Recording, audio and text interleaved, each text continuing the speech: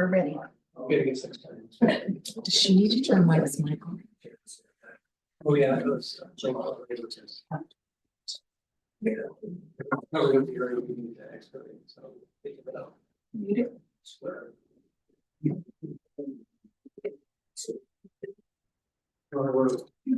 The urgency requires, yeah, we could have come with that. But we need to get it. No, we're gonna go through the next. What? Good evening. The City of Plymouth City Council meeting for tonight, Thursday, October 24th, 2024 is now called to order. In-person participation by the public is permitted.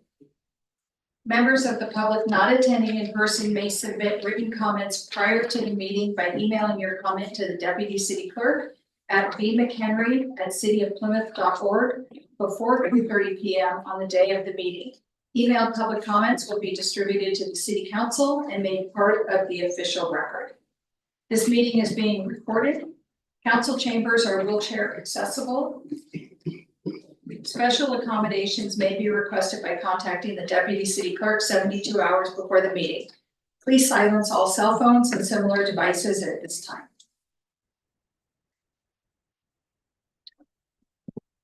Please have roll call. Councilmember Amoruso. Here. Councilmember Sims. Here. Councilmember White. Here. Vice Mayor McLaughlin, absent. Here. Mayor Ackerland. Here. Thank you, we have a quorum. Thank you. Would everybody please rise for the Pledge of Allegiance?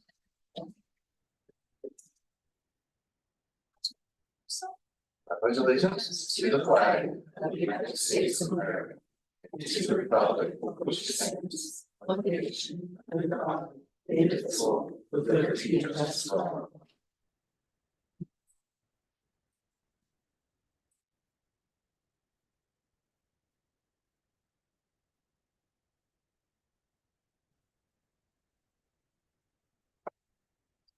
Approval of the City Council regular meeting agenda.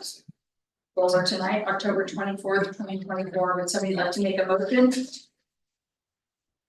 I make a motion to approve the agenda as presented. Second. Thank you. It's been moved and seconded. Can we have a roll call, for please? Councilmember Amoruso. Aye. Councilmember Sims. Aye. Councilmember White. Aye. Mayor Ackerland. Aye. Thank you, motion passes. Thank you. Item 3, public comment. Under provisions of the government code, citizens wishing to address the council for any matter not on the agenda may do so at this time. Please submit a completed speaker submittal form to the Deputy City Clerk. Comments are limited to 3 minutes or less, and speakers are requested to state their name and community of residence. For public comments on agendized items, speakers will be called by the mayor at the point on the agenda when the item will be heard. The City Council is prohibited from materially discussing or acting on any item not on the agenda unless it can be demonstrated to be of an emergency nature or an urgent need to take immediate action arose after the posting of the agenda. Do we have any written public comment that was sent in? No, we do not. Thank you. And we have Jim Wise.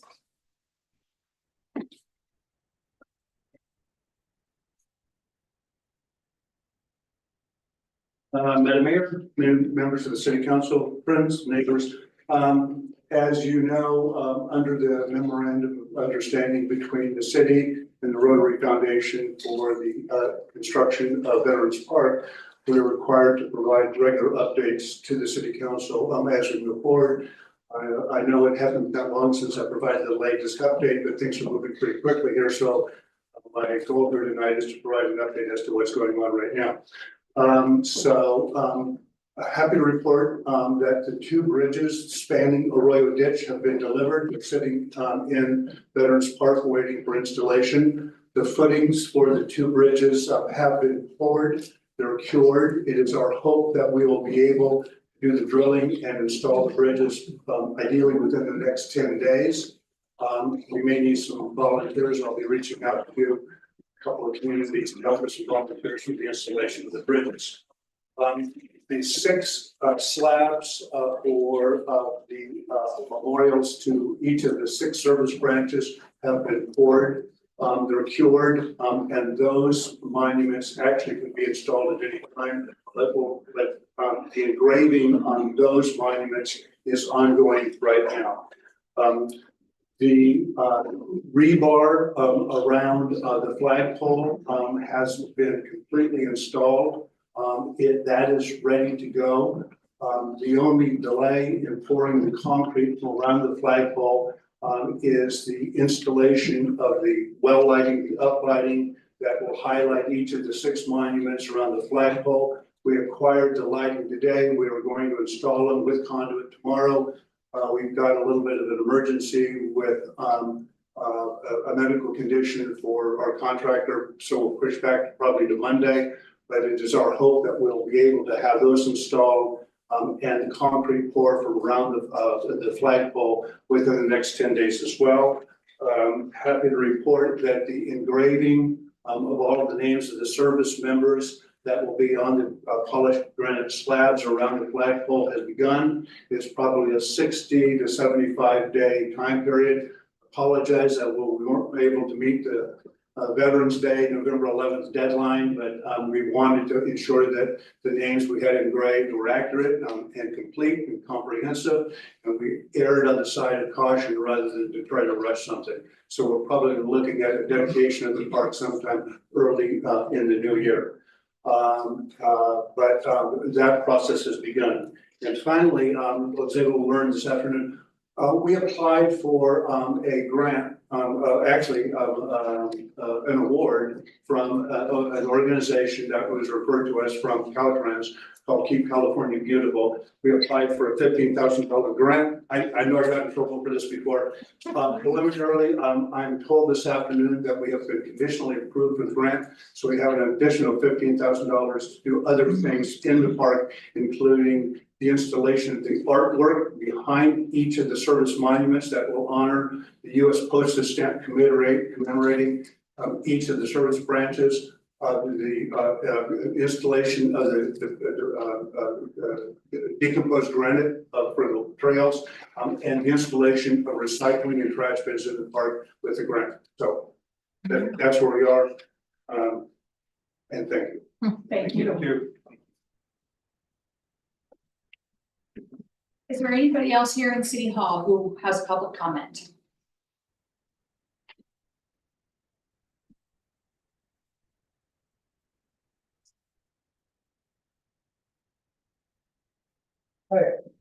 John Kohler. Hi.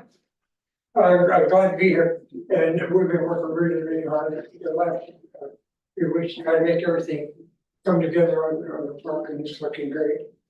But I'm here, I wanted to comment on item 9.2, which is not a public item. It's nickel change Which one? for real property. And I don't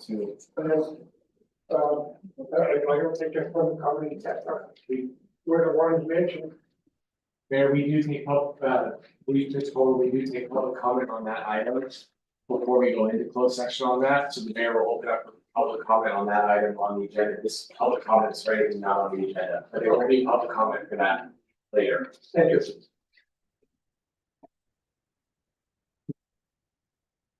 Is there anybody else here in City Hall who has public comment?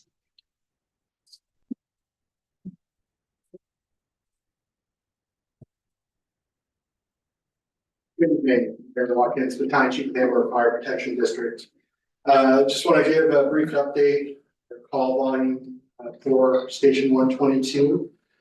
So far this month, in the city limits of Plymouth, they've run 17 calls, 10 of them being medical aids, 4 public assist, a traffic collision, vehicle fire, and 1 fire type other, so full improvement fire, something like that.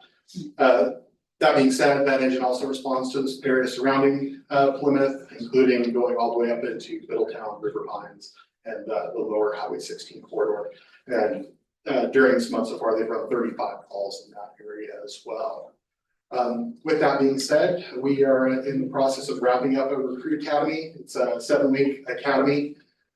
In that, we've got 3 career firefighters as well as 2 apprentice firefighters. They're going to be finishing that up this coming Friday. Most of that has been hosted here at Station 122 in Plymouth. And we're looking forward to bringing those individuals on board and getting them in the stations and responding to calls. They've been doing really well. Additionally, we appreciate the opportunity to participate in the chili cook-off at the Harvest Festival. Proud to say that we got first place in that again, so we're pretty proud of that. So we appreciate that. With that, if there's no other questions, then report. Thank you.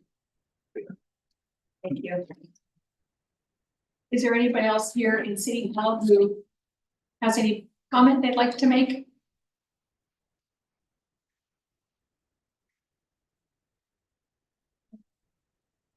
Thank you.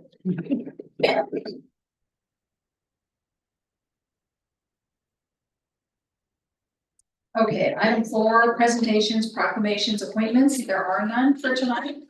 5, consent calendar items. All matters listed under the consent calendar are to be considered routine by the city council and will be enacted by one motion in the form listed. There will be no separate discussion of these items unless, before the city council votes on the motion to adopt, members of the council, staff, or the public request specific items to be removed from the consent calendar for separate discussion and action. Is there any public comment on the consent calendar? Okay, no public comment. Is there a motion? Oh, I'm sorry, let me read what's on the consent calendar. Item 5.1 correspondence, we have none. 5.2 approve the regular meeting minutes of October 10th, 2024.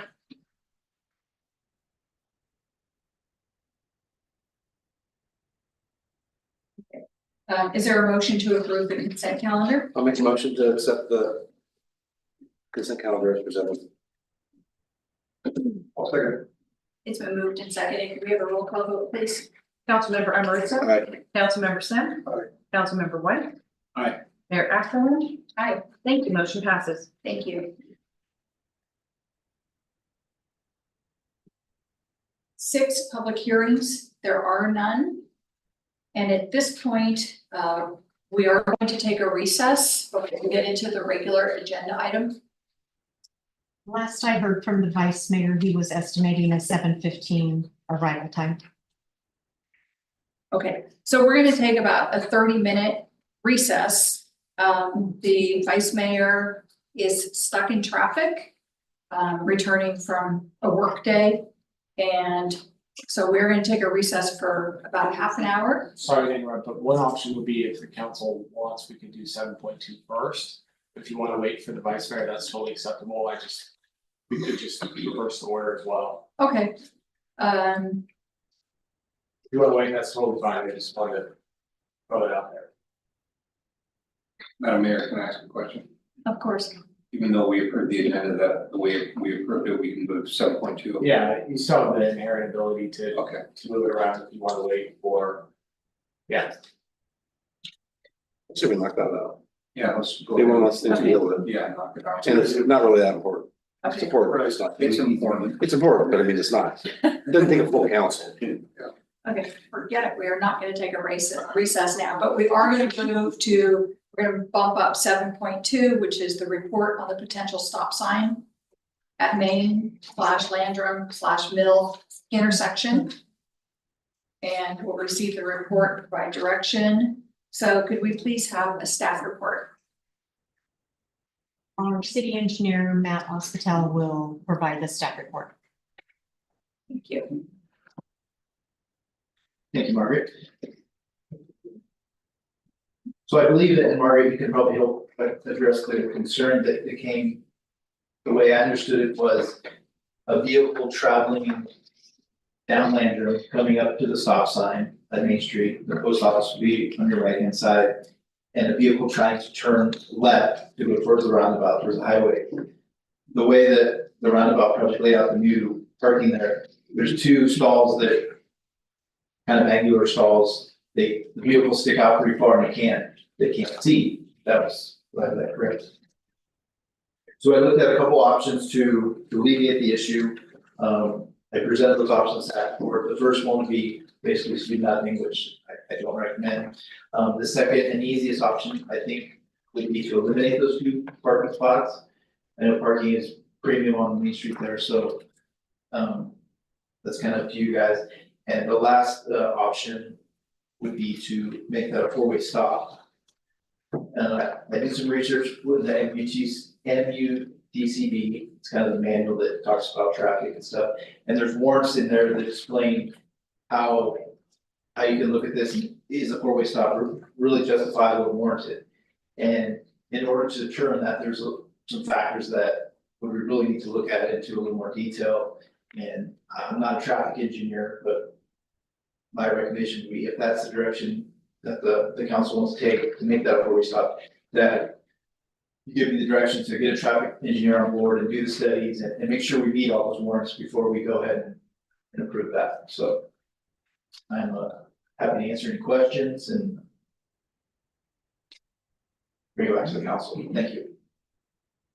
Thank you. Anything else you want to add to the staff report, or good with staff report? Okay. So we'll open this for council discussion. And Councilmember Amoruso. I don't have a whole lot to say on it. I think, like I said, I want to clarify, I meant it was important and it was already being without that. Okay, so my take on this, I mean, I like that you gave us several options to work with.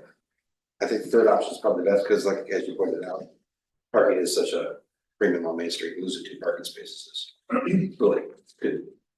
It's a lot. So I personally think the third option is probably our best.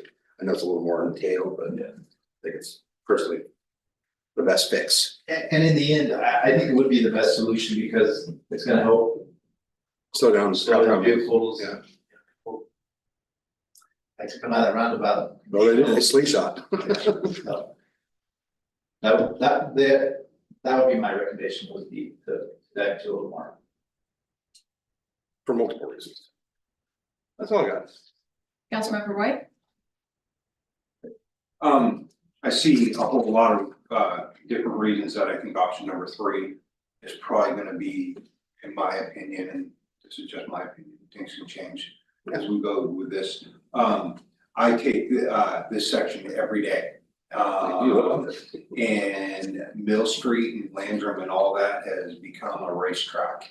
And previously we did some work to put the stop sign up, prevent from the other end of Mill Street, because it was a super track when we didn't have the stop sign at the end of that. But I know I brought up, and I think it would alleviate something that I brought up earlier many moons ago in the meetings about parking and not being able to see during major events on Main Street. And if you had the stop signs there, then you would know that the cross traffic has at least got to stop, because I mean, you're doing this creep out in cars and next thing you know, whoa, someone goes by you. So I think this could be an answer to a lot of solutions there. Or an answer to a lot of problems, not solutions. Councilmember Sid. Matt, I didn't hear your opinion. How much would it cost to do item number 3? To get a traffic engineer or to do the actual, put the signs up and the striping? The whole thing. The whole thing. The striping and signs should be very reasonable. The city's public works staff would most likely do that. Traffic engineer, I mean, it depends on how in depth he gets. I would say 3 to 5 grand at the most on the high side. And item number 2 obviously improves the vision coming to the south, coming to the section and looking to the left, but it doesn't help looking to the right, does it? But by removing the two parking spaces to the left, does not improve your vision to the right.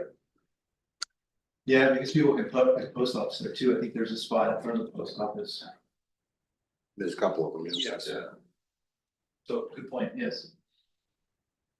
Well, obviously, it's more important looking to your left and your right than, is that's where your cars are coming from. The other ones are across the street coming the other direction, but you still have to, if you're making a left-hand turn, you have to be able to see that direction looking to your right. Anyway,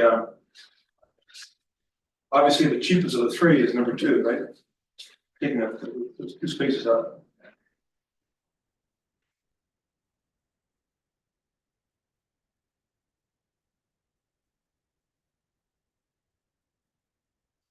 I have no other questions. I have a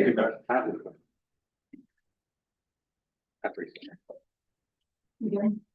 Okay. And you sit like that, you know? Go ahead. Okay, here, there's another way to look at this too.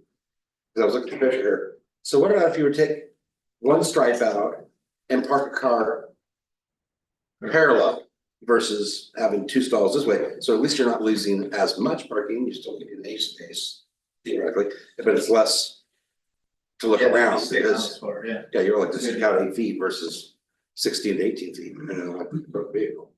So that's just another option. And that might be good, something to start with and try and it improves. Then we come back.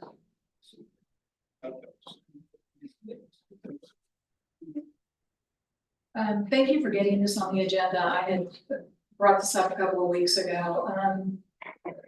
Only because I saw some comments on social media about the concern, and then we had a gentleman who actually came and talked about this during public comment.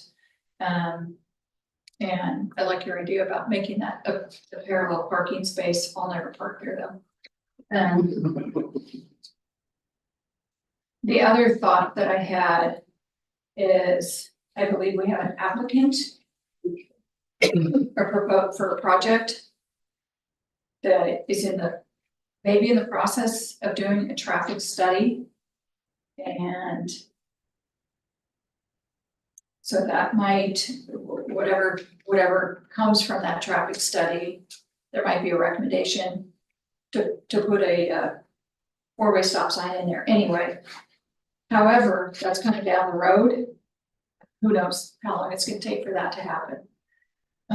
But out of all three options, well, and then now option number 4, I'm inclined to support number 3, or like you suggested, start with a See how it works. parallel parking. Yeah.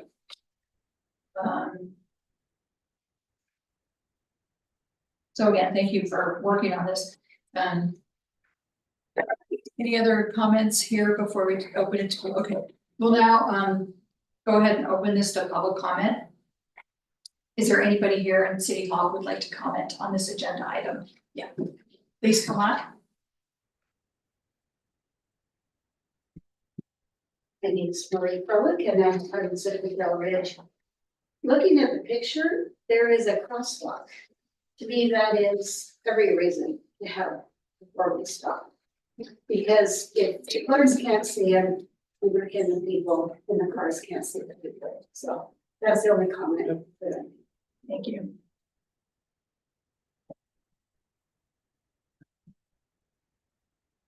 Tim Masters, so Plymouth, I was thinking, right in front of City Hall is a crosswalk also. And you know what you've done with that one? You put it on a big mound of asphalt, everyone slows down. How about that as a item number 6, as an alternative? Because make that crosswalk walk, just like the one in front of City Hall, people are gonna slow down, give you a chance for as you're creeping out to look for your turn, they're already slowing down, just a thought. And I think one of the other concerns that I saw on social media was that when you're at the stop sign in front of the post office and people are parked in these parking spots, especially if they have a larger vehicle, the visibility is an issue. So I think that what you're suggesting would help people slow down. I'm not sure how that would impact visibility, but I don't know, I'm not a traffic person. Any other comments here at City Hall? Come on up.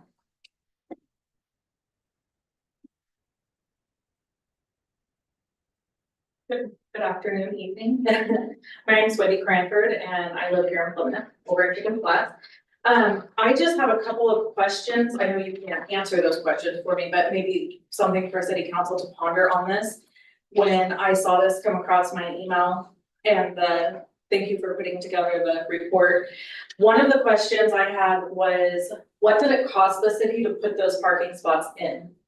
So was there a financial impact that was involved putting those spots in place to begin with that were then turning around and removing not very long later? Two would be, how many accidents have occurred at that area in the last 20 years?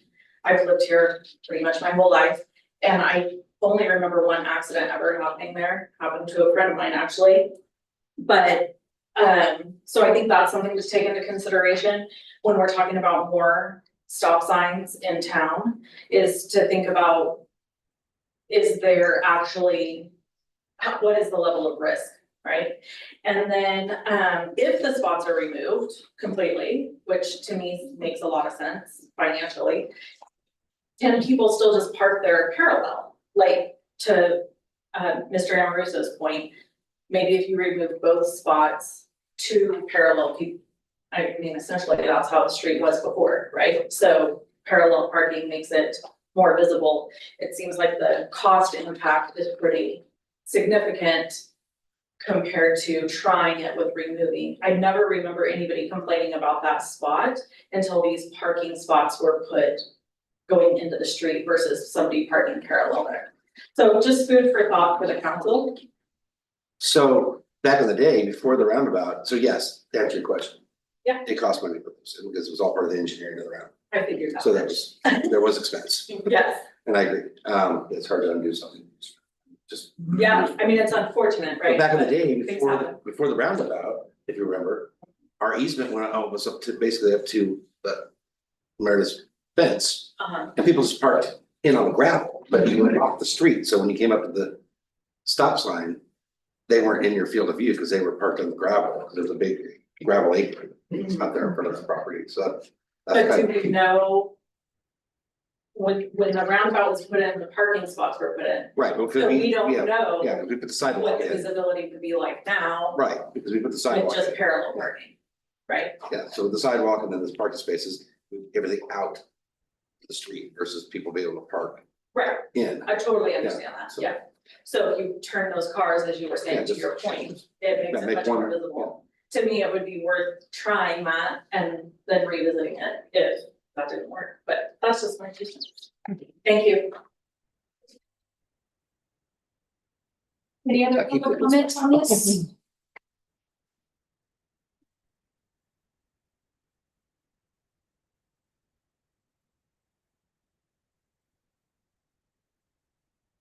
Hello, Don, Main Street. I was gonna say on this, I've talked to a lot of people about this and watched all the comments like the rest of you on social media about it. I pulled out of the post office running the same issues. And I kind of agree with Councilmember Amoruso and the mayor that this is an issue. And I think getting rid of the 2 parking spots is a good idea, the 2 closest ones. However, I wonder if we did that, what Councilmember was talking about, and take all the parking spots, then you'd have more room, angle them more. You know, whether you have a city, an engineer look at that or something, angle all of them more. Yeah, we're losing maybe 2 parking spots, everything's angled more, people pull out and then everything is able to be seen better. It's just another idea, one other idea.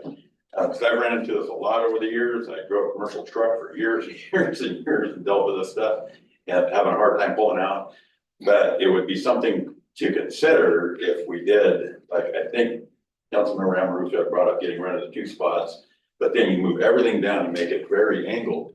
And then people pull out and don't see anything, instead of just having that be no parking, you can make it, and they're already, I believe, angled a little bit, but make it really angled. And then I don't think we have this issue anymore. That'd be one other ideas that you could maybe look at, have a look at. Thank you. Any other public comments? Okay, I'll close this now to public comment. We'll go back to council discussion. Councilmember Amoruso, I have nothing. Councilmember White, I mean, when it really comes down to it, what I just think about what's gonna be the safest and of course the most cost effective. And if that's removing spots or whatever, that's, I'm cool with that. I mean, I just, I'm not, I don't wanna say I'm sold on this or anything else, but I don't think that this area is gonna get any better. As our population grows and everything else, so that's just my 2 cents on it. Councilmember Sim? Yes, I agree with that, Councilman. I think that, rather than removing those 2 spots, make them 90 degree parking. Maybe even, if possible, move it back a little bit away from the corner and give that a try before we spend any money. Stop signs and engineering and so forth. I think that would, it would definitely improve the vision to the left. Whether it's enough, I'm not sure, but I think we should. It would cost almost nothing to do that. Yeah. I think it would be a good start. And soon see how that goes, and then if that isn't, if after going through that intersection, Councilman White might be able to let us know how that looks to him. And bring it back up again, so. Thank you. Well, I'm glad we had the discussion. I think it was important and a good one to have, and I appreciate the comments that Dawn and Wendy, you added, and of course, Marie and Jim.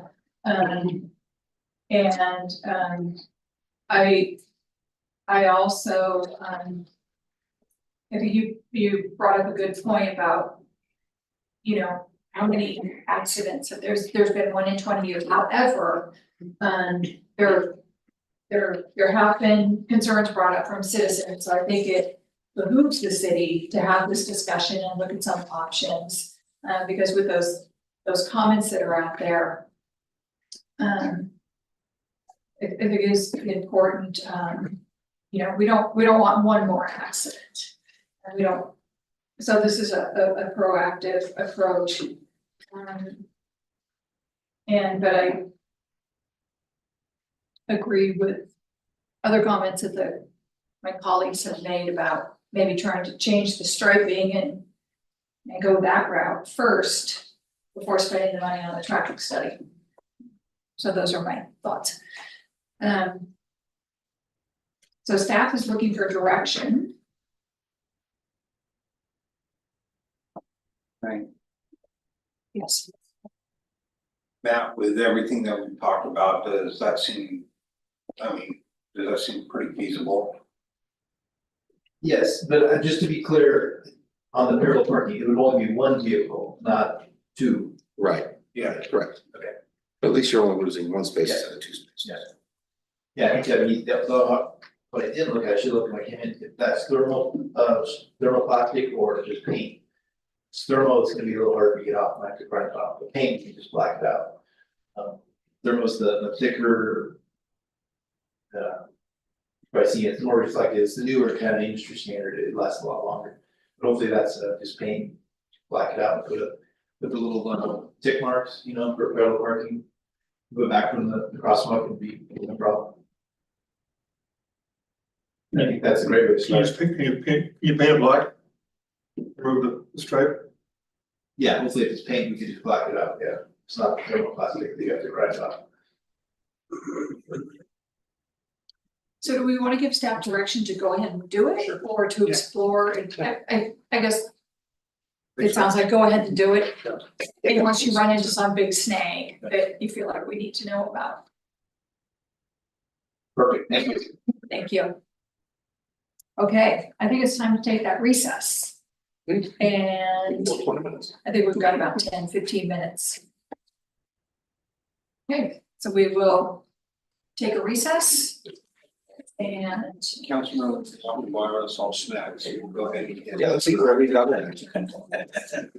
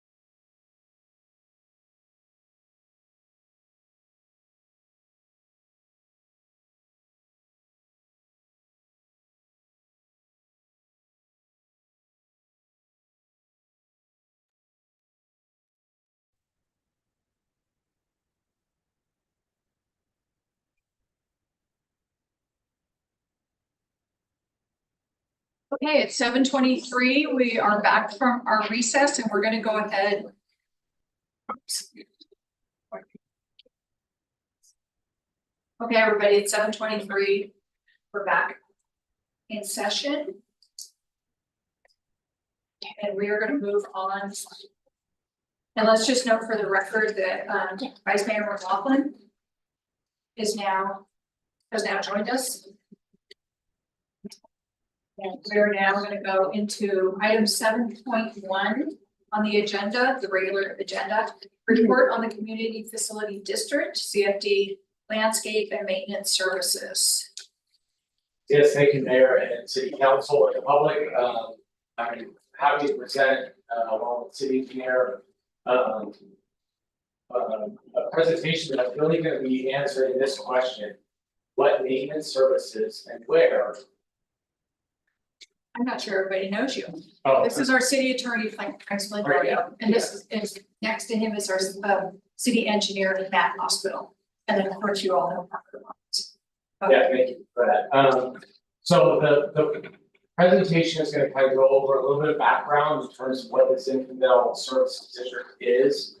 What some background on the project specifically, a little bit of state law that I'll try to work with. And then specifically answer this question: what maintenance services is the Zinfandel Services District, the CFD 2016 one? Is the CFD money, is the CFD special tax assessments, see that the homeowners in Zinfandel Bridge pay for? What are those to be used for? And specifically, where on the property within the project boundaries, in the built environment as it exists today. So in order to do that, I'm gonna, like I said, go through the background, provide a little bit of a general primer on the project, state law, and then we'll discuss the specific maps, each of what Matt and I have kind of determined is 6 categories of maintenance that is to be provided through the CFD with CFD monies that are assessed twice per year on the property tax roll. So in terms of Zinfandel project background, you'll see that there was a lot that went into the project, and there are a lot of entitlements that were approved. So we have, and this isn't all of them, but these are the main ones. We have a 2011 development plan that was amended in relevant part for what we're going to discuss today in 2014. Those are the core documents in terms of what is the development going to look like.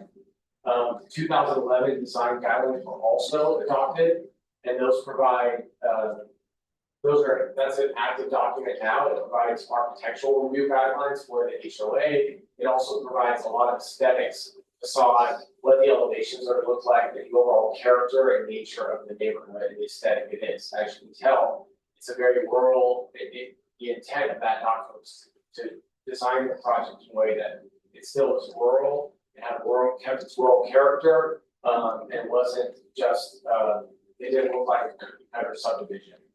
And then in 2012, the development agreement was approved by the city council. And what that did was it incorporated the development plan and design guidelines into it, and it provided an agreement between the developer and the city on a lot of different areas.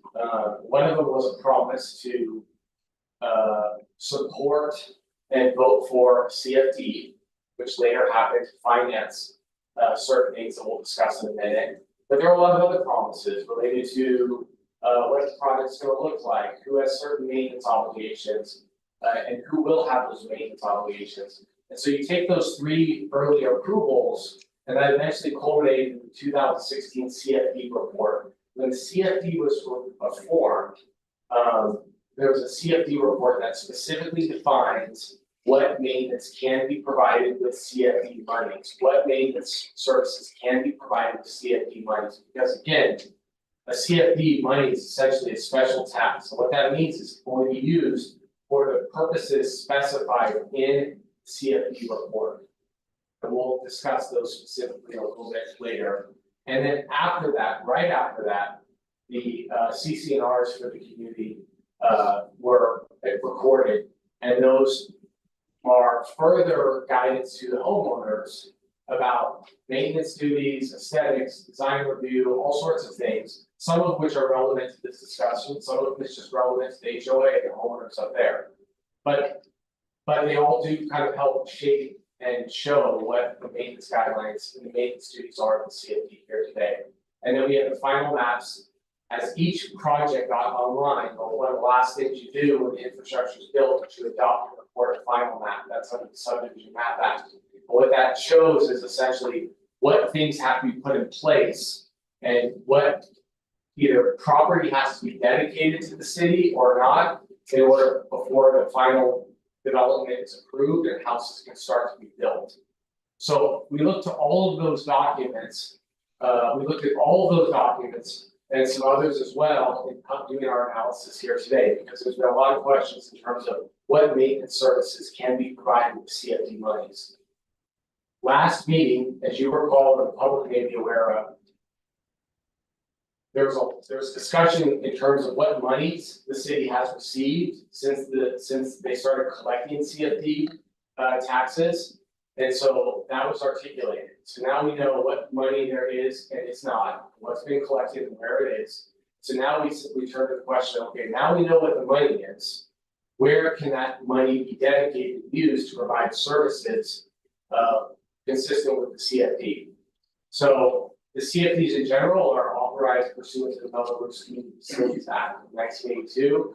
And essentially, they're commonly used, they've been very commonly used more and more in the last 20 years or so in the aftermath of Prop 213, which limited property tax revenue, right, to the tax that whatever your property is assessed at, that's essentially what you're taxed at in perpetuity unless the property changes hands. That after Prop 13, a lot of cities were scrambling to figure out, well, how can we raise revenue to provide the kinds of services to the community that we want.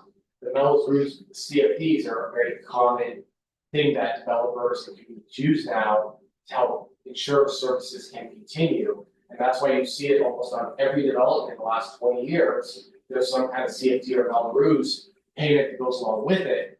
A big part of it is because of Prop 13, which limited property tax revenue. That's just background.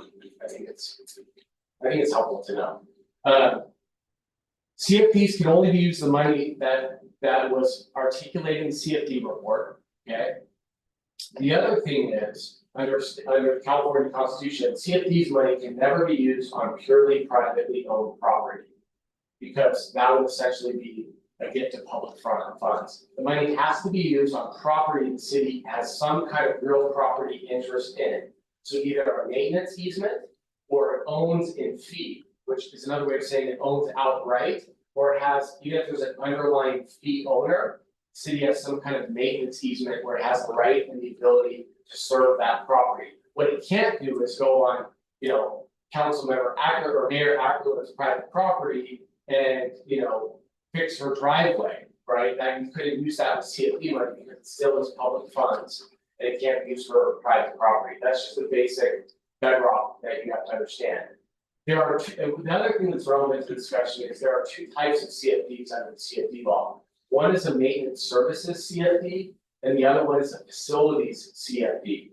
This CFD that exists in Zinfandel Ridge is also called the Zinfandel Service District. That's not a different entity. It's just branding, it's marketing.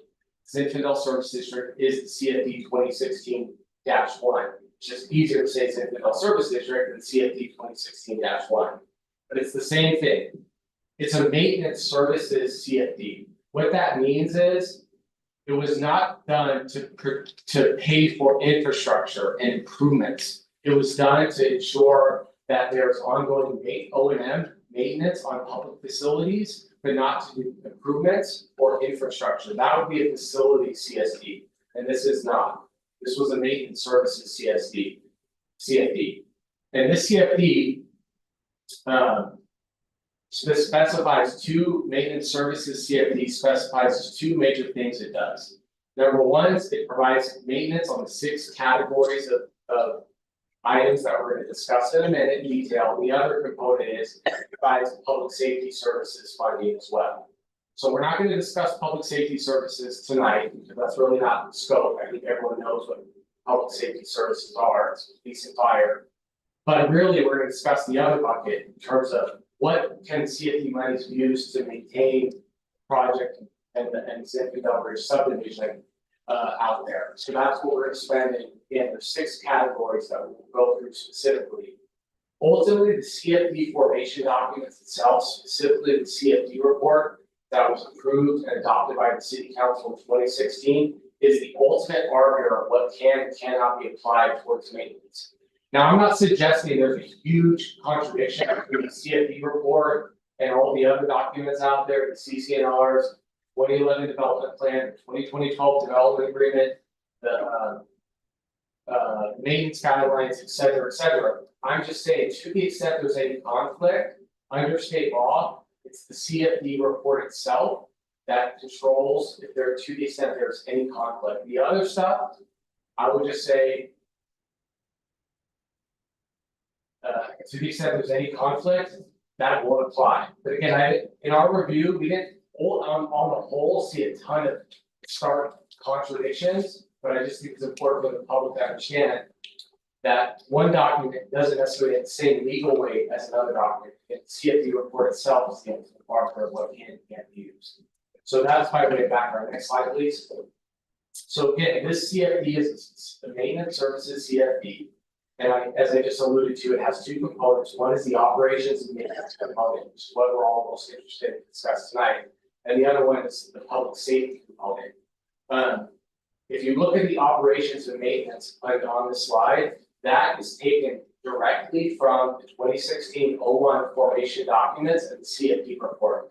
This is the definition, bar none, above all other definitions in terms of what the CFD monies can be used for. And you can see it is quite a list. And Matt and I have broken it up in essentially 6 categories to try to explain it in the most user-friendly way. So I'll kind of take a stab at it right now. You see public roads and streets, bike lanes, parking bays, bridges, culverts, traffic signals, traffic signs, striping and legends, street lights, frontage improvements such as curbs, gutters, paths, street signs, and street signs. I'll stop there. That is mostly everything within a right of way, within a project. Okay, so when we think of that, think of stuff that's around the roads. Okay, everything's on the pavement, within the pavement, street lights, roadways, street striping, legends, parking, bike lanes, all that stuff, street maintenance, that's the first category. The second one is landscaping. Some of that does occur within the right of way. That is the second major component. Third one is going to be the drainage at the project.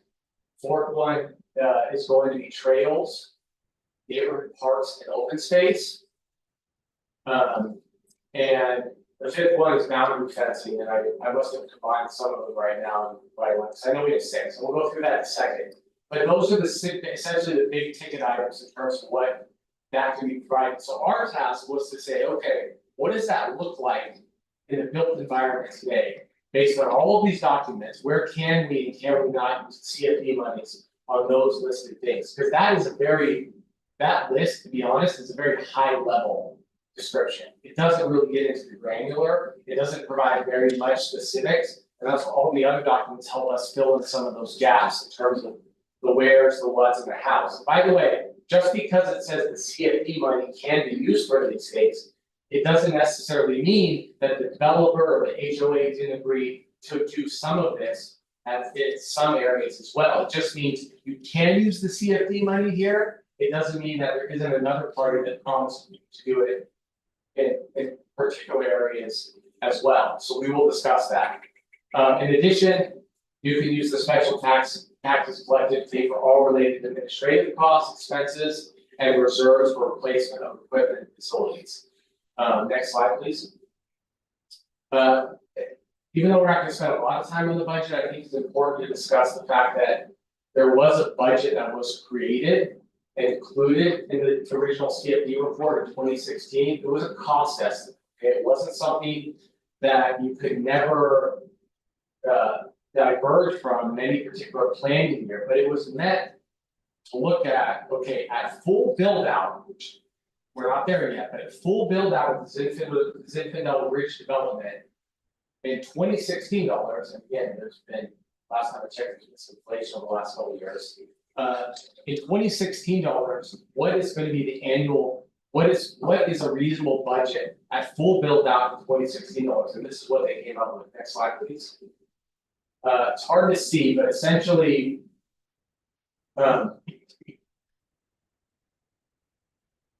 Essentially what you see is for all the operations and maintenance costs, and again, there were two components in the CFD, you had a public safety component. And then the operations and maintenance component. Of the operations and maintenance component, it assumed on an annual basis. There would be $375,000 in change in operations and maintenance costs. And it also assumed. There would be about $195,000 in public safety costs.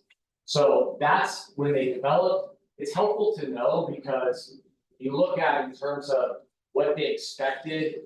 They built that estimate based on their understanding of what CFD's responsibilities would be at full build out. It was tied to a specific plan in terms of what things and what items the CFD would be responsible of. So you can see roughly almost 2/3 of the total budget was meant to go towards O&M on an annual basis. And again, that's the full build out. Now, we're not at full build out now, right? But this is a helpful guide just in terms of, I wanted to throw this out here sort of and we can put a pin in it for now. But it's a helpful guide in terms of, okay, we're not full build out, but where are we in terms of the project now? Is there a way we can look at this in a pro rata type of way now? Okay, well, we're not getting that kind of revenue. But on the order of things, roughly, we should be looking at about 2/3 of our costs being towards O&M. Whatever our revenue is on an annual basis, we're probably in the right spot, sweet spot, that we're thinking in terms of about 2/3 of it, give or take on O&M and 1/3 on public safety. But again, that is an area where the council would have discretion. But I think it's a helpful guide. Next slide. And by the way, there's escalators built into those costs and revenue estimates as well. So this is the 6 categories that Matt and I kind of came up with. We spent a lot of time. Matt did a great job, especially because he's colorblind. Putting all of these things, I probably shouldn't say that, it's a HIPAA violation, but we have 6 different defined operations and maintenance categories. That, and again, that's just taking it right from the CFD report that we went over earlier, but we wanted to break this down in very bite-sized, user-friendly, understandable ways, because we wanted to put the discussion about what is and what isn't to rest. So that the council and the community know specifically going forward what the money can and can't be spent on, so now it's just about operationalizing it and implementing it. And so you see the 6 categories here. We have streets, roadways, landscaping is another thing that the money's to be used for, drainage is another thing, pathways, paved paths out there. Boundary fencing, which we'll talk about, and then the neighborhood parks and open space and development. Next slide, please. So in terms of streets and roadways, okay, all areas within Zinfandel Parkway, okay, we all know what Zinfandel Parkway is. That, but the part of the parkway that's outside of the subdivision, okay, so if you know. I don't know exactly where it is, and maybe some of you on council, I know the folks in the room can describe it better. But there's a particular part as you come up Zinfandel Parkway from Highway 49 where it turns into the actual Reader property, right? The Zinfandel property. Everything between Highway 49 and when it enters the property boundaries, the original property boundaries, that's referred to as the collector road in the development plan. So I'm going to call it the collector road because that's what the development plan calls it. Because Zinfandel Parkway, as you know, exists outside the development, but it also continues into the development. So I say just Zinfandel Parkway, that could be confusing because it actually changes depending on whether it's in or out of the project. So the collector road is the area of Zinfandel Parkway between 49 and before we get to the actual Zinfandel property project area, the subdivision. And then all the roadways within the subdivision Originally was called Lot R, okay? I'm not gonna refer it to Lot R, I'm not gonna refer to it as, you know, Harvest Court or Port Drive or whatever the various roads are, I'm just gonna refer to those as the local roads. So we have the collector road and we have the local roads that are in the subdivision. All of those streets and roadways are to be maintained as follows, the roadway itself. This is all the power inside the roadway itself, the curbs and gutters to the extent they're there, traffic striping, street signs, street lights, anything that's basically on the roadway is to be maintained by the CFD. They are to maintain the streets and related facilities within these right-of-way areas at both the collector road and the local roads. And I don't think there's been much dispute about that, but I just want to make that very clear in terms of the streets and roadways. Now let's go to the next one, which is, before we do that, this is a map that Matt did an awesome job putting together. And it's, all this is depicting is just the roadways, right? We all know where they're at. If you see the purple, that's the actual paved road, okay? And then if you see outside of the roadway, there's a blue line. Do you see that? Okay, there's an exterior edge. It's just the blue line that's on the outside edges of the purple. It's a little set off from the purple. It's not directly on next to the purple. With kind of the white in between it. With the white in between it, right, yes. That is actually the roadway, that's actually the right of way boundary.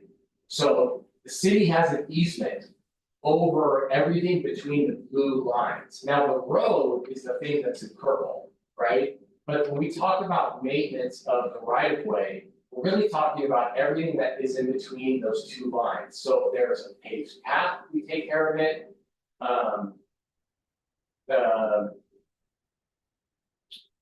If there are, there's a street light that's within those two blue lines, we take care of it. If there's a sign, we take care of it. Everything within that right of way in terms of street and related facilities maintenance. Okay, so that's the first major category. Next slide, please. The second one is the landscaping. Now, this was actually pretty convoluted. Because you have what this development agreement says. The CFD only says the CFD funds can be used for landscaping. It doesn't give any more specifics or details than that. And then you look at the development plan. 2011 says one thing, and then if you look at the 2014 amended development plan, it says another thing. And then if you look at the CC&Rs, it kind of says another thing. So there was a lot of confusion in terms of that, but ultimately what the development agreement says is that the city is required to take care of all landscaping, okay, within the right of way.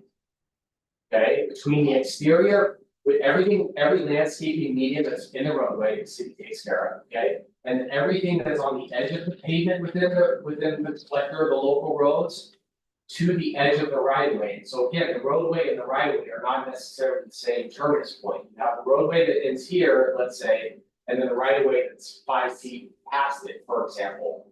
The city is, what it says is the city's supposed to maintain all the landscaping between the edge of the road, of the pavement, I'll call it, and the right of way, essentially where private property owners are, their property is.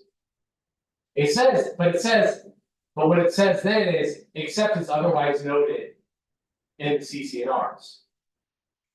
And then, and when you go to that, it refers you to the development plan, okay?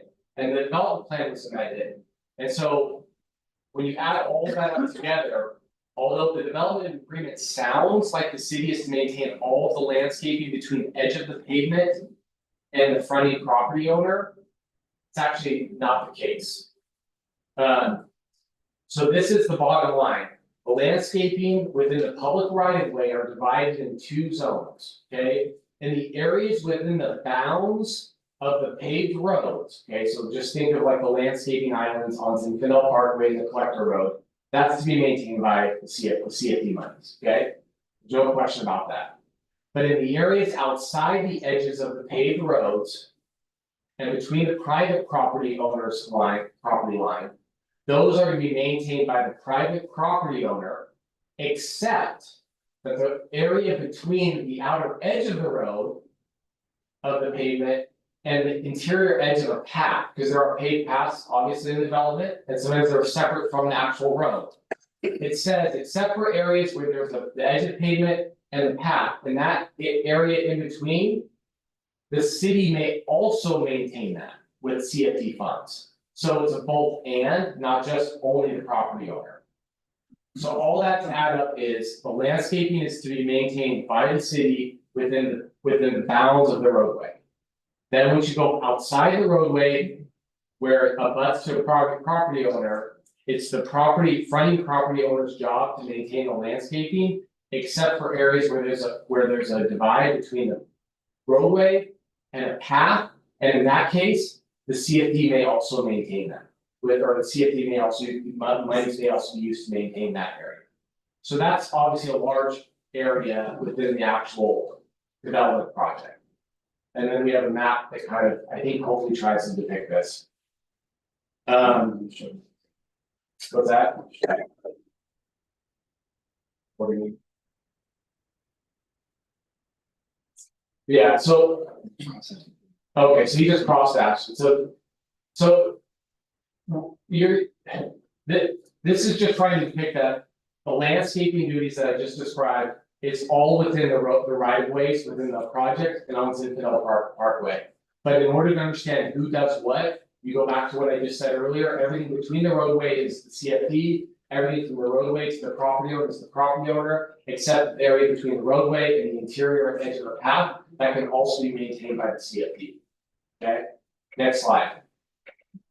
The next one is drainage. All ditches within the right of way or on public property is the responsibility of the CFD. So when I say ditches, I just mean any drainage facilities, whatever you want to call them, swales, ditches, storm drain pipes, etc. All drainage facilities within the right of way. Again, the right of way the area. Go back to the previous slide. It's all that area that's in the hash marks on those. That's the right of way, both in the subdivision and then on Zinfandel Parkway, it takes you to 49. So go forward again. So any drainage facility within that right of way is to be maintained with CFD monies. Now, there are also drainage courses, like very common everywhere, that private property owners will have their own kind of drainage systems. Those are to be maintained by the property owners. This shouldn't come as a surprise to anybody. CFD monies can't be used for maintenance of any drainage courses on any private property. So in practical terms, private individual property owners do not have the authority to modify or alter the drainage swales or ditches found adjacent to the paths or roadways, because that is within the right of way.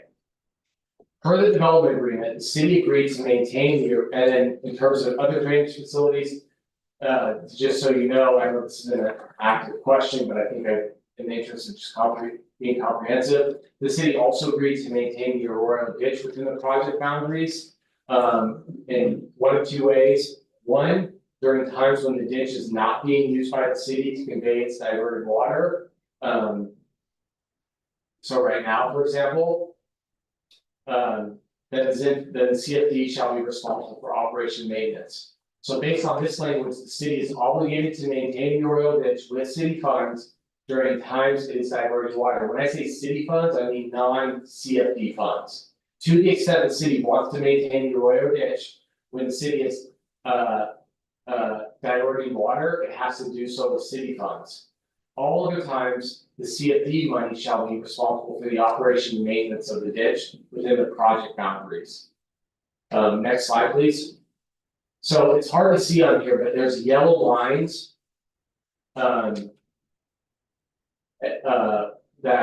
That Matt has tried to depict that basically show all of the drainage facilities within the right of way or within the city properties in the development in the project that the city has a duty to maintain.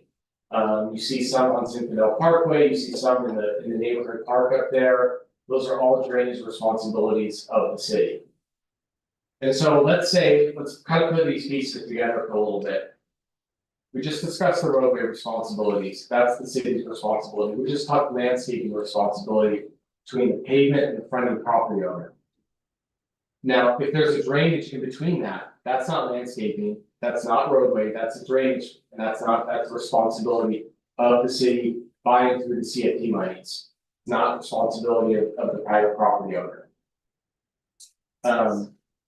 Next slide, please. This looks pretty straightforward. The paved paths along the roadways within the development are also to be maintained by the CFD. So deterioration, wear and tear, all that kind of stuff, CFD should be used to maintain the pathways. And then that has a black line there, showing all of the paved paths at the project. On this map.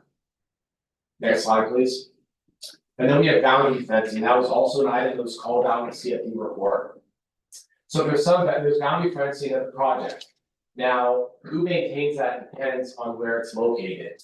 If the boundary fence is adjacent to an open space parcel, what I mean is not the open space area, but an open space parcel within the project, there are 2 or 3 open space parcels within the project. There's 3 open space parcels within the actual project. I'm not talking about open space parcels. I'm not talking about all the open space outside the project, but open space within the project. For the open space parcels, and there's 3 of them within the project, those are to be maintained by the CFD. The boundary fencing everywhere else is to be maintained by the HOA. But the boundary fencing that abuts the open space parcels, again, there's 3 open space parcels within the development, those are to be maintained by the CFD. Next slide.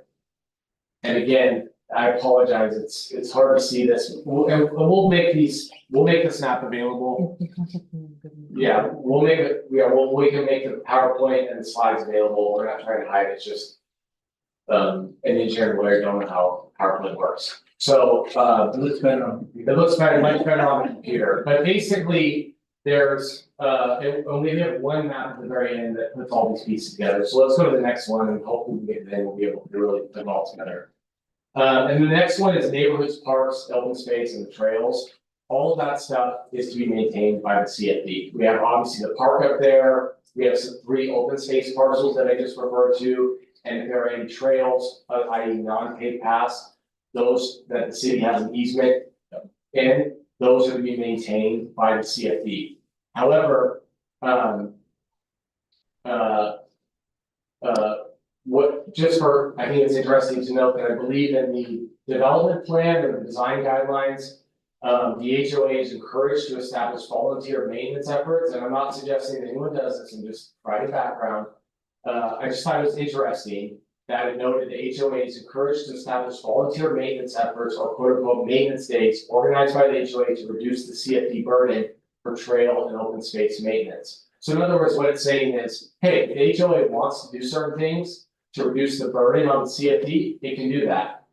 Section 11.4 of the DA allows the HOA to undertake open space and neighborhood park maintenance via contract with the CFD as well. So in other words, they can either do it volunteer wise, or they could even contract with the CFD to do it, and the CFD money could still be used in that case.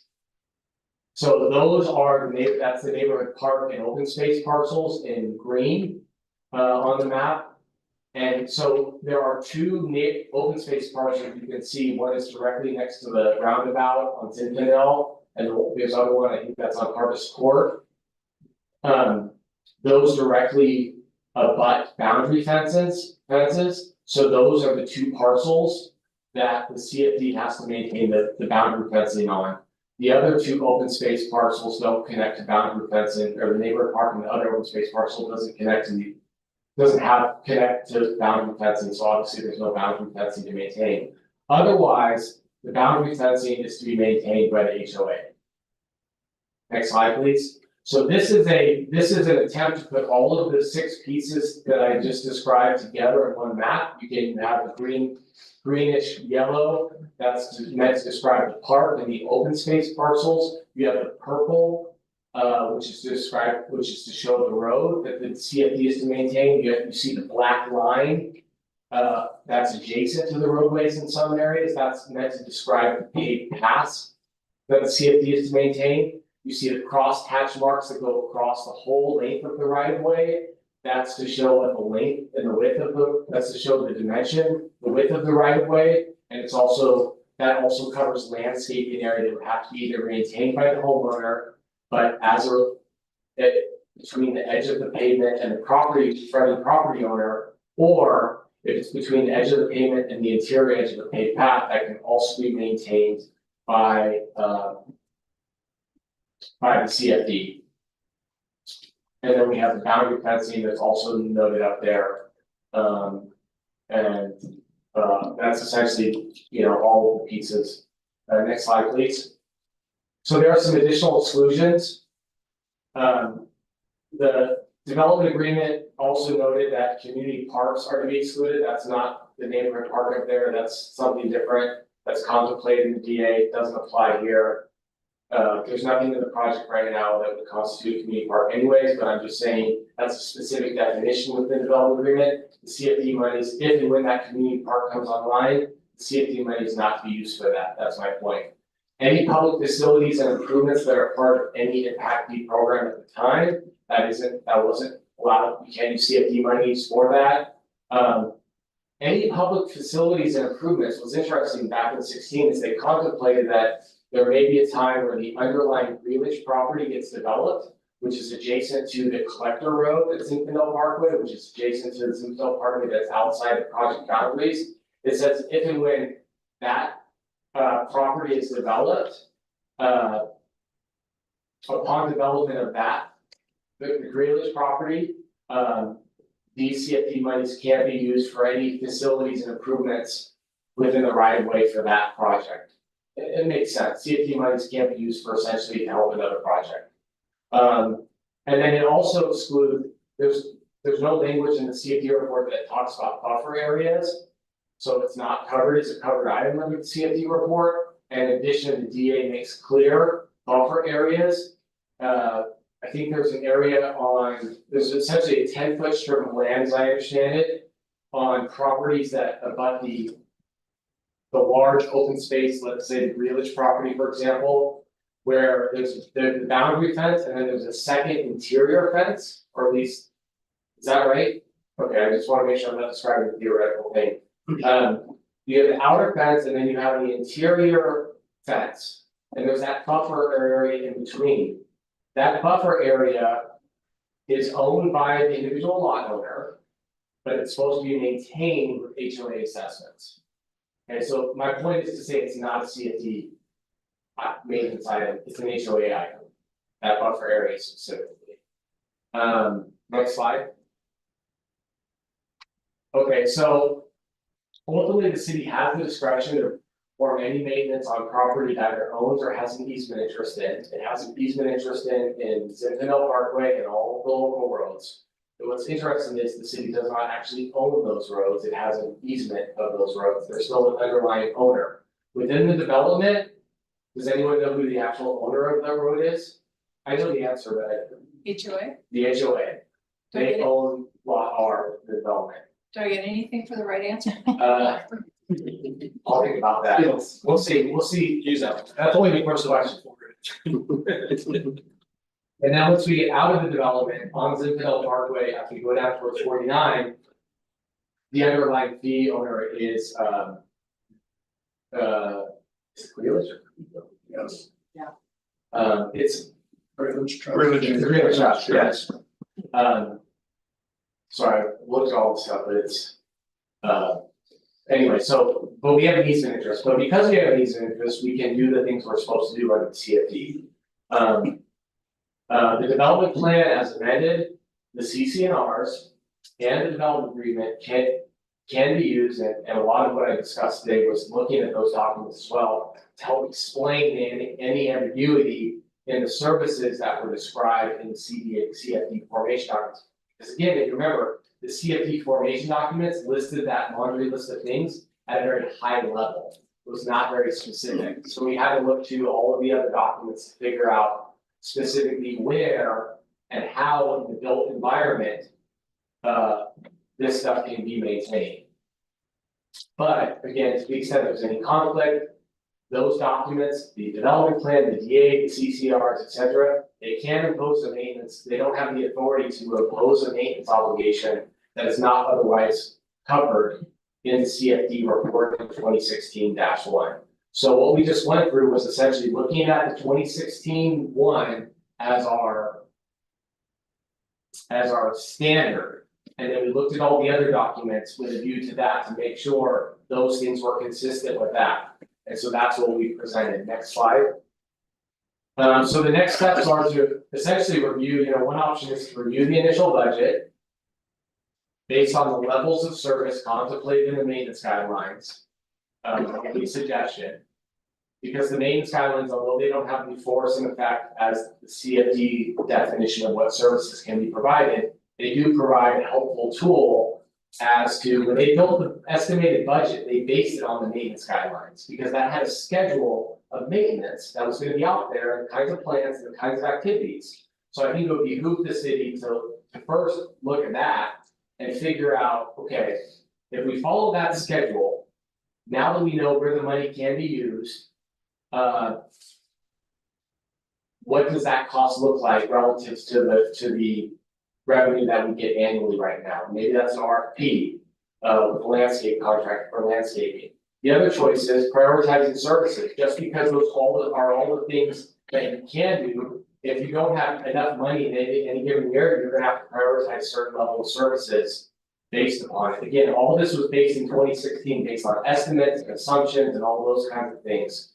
But in any given year, you may not quite have enough money, especially if there's been deferred maintenance over time, yet play a little catch up.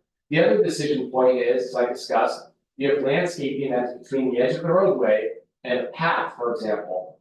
The CFD, the development plan in 2014 was specifically amended to allow the CFD monies to be used to provide landscaping services in that area. So the question is going to be, does the city want to provide landscaping services with CFD monies in that area, or do we want to leave that to the property owners? I think the intent of the developer, and I think because you reached out to Stefan on this, was they wanted continuity within the development. And so they thought that it would be helpful if the CFD had a role in that, because that would ensure continuity, because if every fronting property owner landscaped the way they wanted, it could look pretty divergent, right? So I think that was the thought of it. And since that amendment, by the way, was done, this is why the timing is important. That amendment was done in 2014. Well, the CFD and the maintenance guidelines, the cost estimates were built in 2016. So in theory, it should have factored that cost into the initial plans for that piece of landscaping. As a practical matter, I think the development plan, and I think the design guidelines both allude to this, and I think it can be a helpful suggestion. It's recommended that any major maintenance, this is directly from, it's in my notes here, but for the sake of time, I'm not going to reference it, so take my word for it. Either the development plan or design guidelines, it specifically says any major maintenance that's going to be done, it's recommended that it be done in consult in coordination with the HOA, but the city does retain the final authority. So again, the idea was it was contemplated there should be some level of coordination and collaboration between the HOA and the city, because ultimately you're going to only have a limited number of funds and you're going to have a certain amount of services, and the HOA is an important stakeholder in terms of what do you want to see prioritized. They can't use the CFD funds on anything that's not authorized by the 2016-1 CFD report, but you can prioritize as long as it's consistent with that. And I don't know if I have any more slides, do I? No. Alright, so I want to just spend one more note commenting on the drainage piece, because I know there's been a lot of questions and discussion on that, and Matt, you need to help me out here. But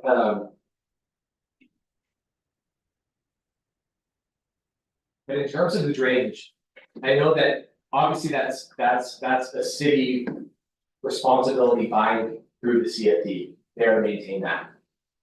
Now, that doesn't mean that certain erosion improvements to the ditches can't be made. And disrepair and the useful life of those ditches is going to be diminished. Because, well, you know, it started off as dirt, it's gonna stay dirt, and there's not gonna be rocks in it, for example. The city, and the CFD monies can be used to obviously used to maintain those ditches. But because ultimately it's the CFD that's responsible for it to maintain it and has to maintain all of the drainage within the project, it's very important that either an encroachment permit is sought off by a property owner before they do changes, or they get some kind of approval either through the HOA or through working with the city itself. But there has to be, for everyone's sake, it's my recommendation, there has to be coordination and consultation on what those improvements look like, because I think Matt will tell you, in some areas, it's been done well, in terms of blocks. In some areas, it's not been done well, and it's actually covering drainage pipe. So not all areas is done the same, and so my point to this is, yes, if property owners are able to install rocks to prevent erosion and it helps with the drainage, that's a win-win for everybody. And it reduces the CFD burden because it prevents erosion over the long term, so it's a win-win for everybody. At the same time, though, it's still a CFD responsibility. So if it's not done well, what does that mean? Well, it means that the corollary is also true. It's gonna result in a higher burden over time, but the CFD money to fix whatever issues that attempted fix made worse. Does that make sense? So it's really about making sure, if you're going to do that, understand that's a city facility. CFD is responsible for maintaining that. So you have to treat that as any other city facility and get approval from the city. And I think it's happened in the past. I think some homeowners have worked with the public works director to do some bedrock, some rock material stuff, and I think it's worked out well. I just don't know if that's happening in every case. So I just want to make that clear, because I know I said earlier the drainage is the CFD.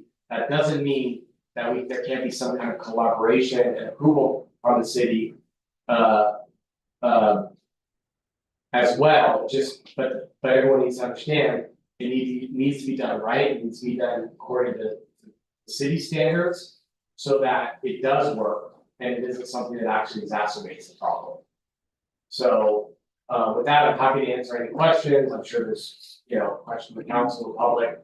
And again, we will have that maintenance map online for available for the public to see it. I know it's hard to see today. Yeah. I just like a few things, but I wanna give Frank some kudos here. He really spent a lot of time in research and did a great job going through all this, so thank you, Frank. Just to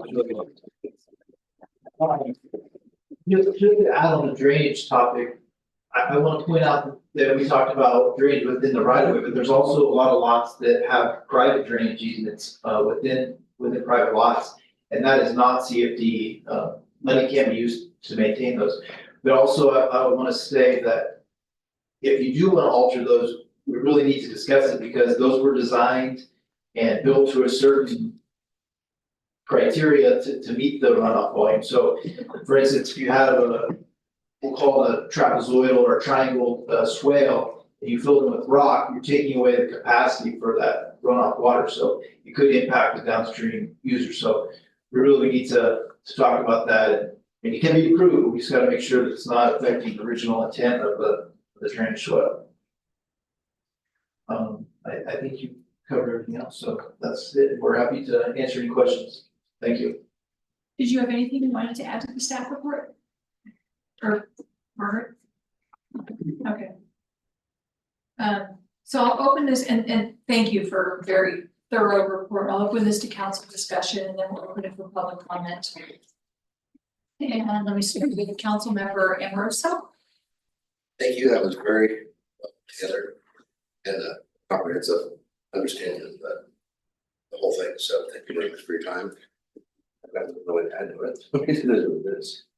Councilmember White. Yeah, as everyone said, thank you, Frank and Matt, appreciate it, very informative, and I think that at this time. Councilmember Sim. I would like to hold my thoughts until after the public gets into it. Some of the questions that the sure we're gonna have here. I had some too, but I'll hold my thoughts alone. Vice Mayor McLaughlin. Thank you, Madam Mayor. First, I just want to apologize to everybody for my tardiness. That's business in Santa Rosa. It was a 2-hour trip there and almost 4.5 hours back. So, my genuine apologies, but I appreciate the ability for me to be able to participate in this discussion because it's an important one. When I joined the council a couple of years ago, I was immediately approached by some of the members of the Zinfandel community talking about monetary pieces and Margaret and I connected and she did some work and went through and pulled it up and we had the balance and we had the numbers and we thought we were good, right? And then a little more time goes by and then the question came back up about money. Okay, well, let's start to figure this out. And by then Margaret had some time on the job and started figuring out that some of the numbers weren't there, right? And then we started unpacking that and working down that path. And the question was brought up about service and where we can provide service. And that's when Pandora's box and the carpet began to unravel, right? That we know a CFD is a tax. The tax can only be used on public lands and all the streets in Zinfandel Ridge are private, right? And so, all right, we were able to ascertain there's an easement, but then what about the paths? The paths aren't part of the road, the paths are next to it, right? And so, but ultimately, thanks to Matt deep diving into a set of plans and through a cross section of one of the streets in Zinfandel, it identifies the road Lot R. It identifies half the culvert, which is part of Lot R, but the rest of the culvert and path, it says 3 letters, MPE, multi-purpose easement, right? And it's, other than that, it's not listed in the plans anywhere else. But fortunately, through some of the detective work and digging through, we were able to finally figure out, okay, what are we supposed to do?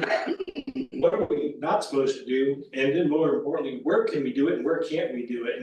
And so I just an absolute thank you so very much for all the work that you've done, Andy, our finance, who's not here this evening, but Margaret, Frank, Matt, just thank you so much. This has been a hell of a detective run and frankly, this should be far simpler than this. And unfortunately, there's factors in here that make you scratch your head in some of the organization like street ownership. But anyway, nonetheless, thank you so much for this work. It's just a huge step forward for us to be able to put a stake in the ground and say, now we can move forward because we know the money, we know what we can do, now let's do it. So thank you so much. And I very much look forward to hearing feedback tonight. Thank you.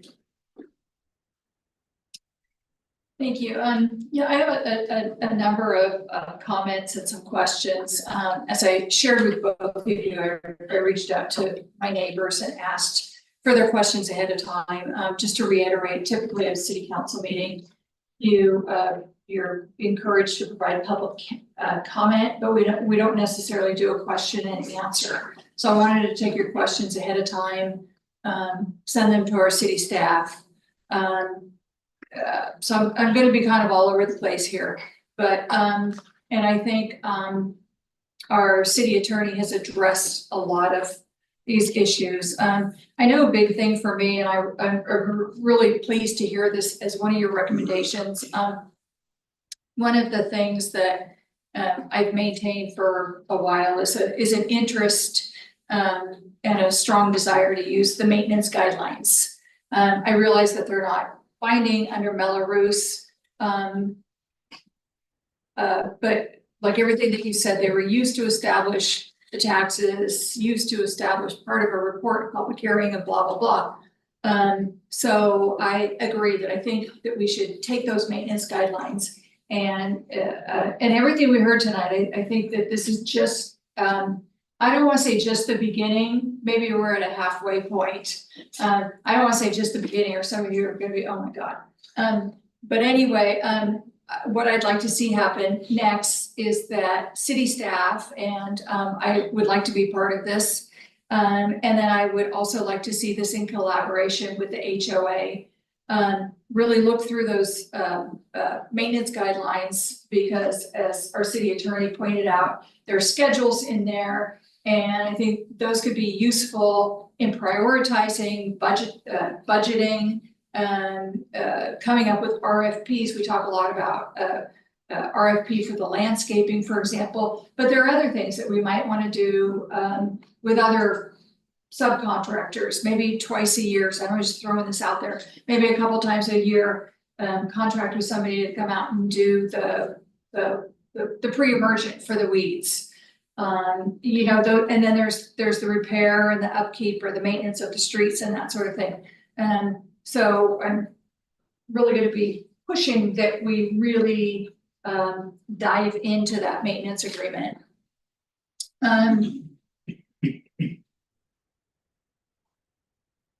I just wanna look at some of the comments that neighbors provided. And I think a lot of it has been addressed in the presentation.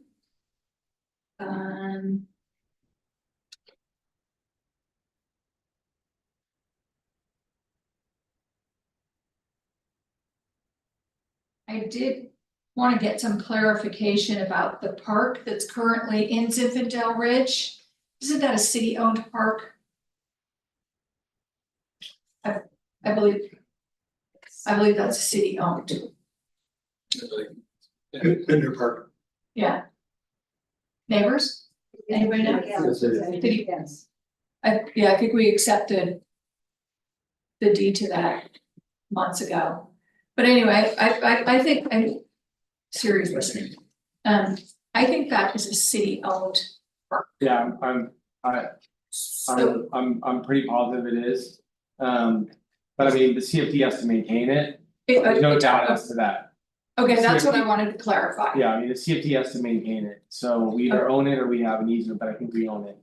Okay, And there's no doubt that the city has to maintain that park with CFD monies. okay, The city does own that. okay, and that's what I wanted to clarify, is it still maintained with CFD funds? Yes. Okay.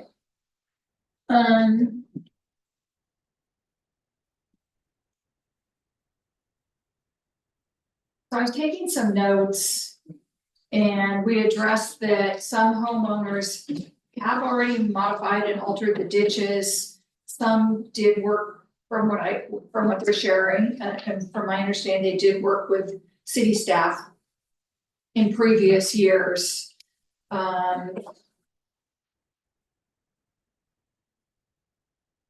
Sorry, I lost my train of thought on that one.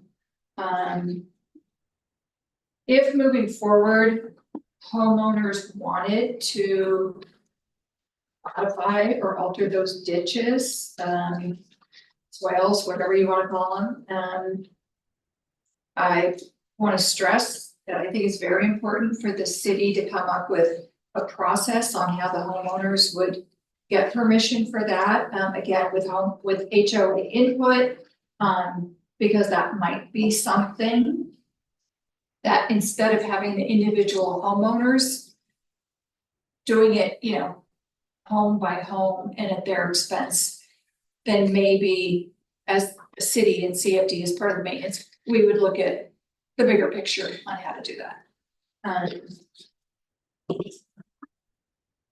I'd like to work with the HOA president and Leaf and Jim, on setting that up, I think that would be great. and possibly our public works director as well. Yeah, that'd be great.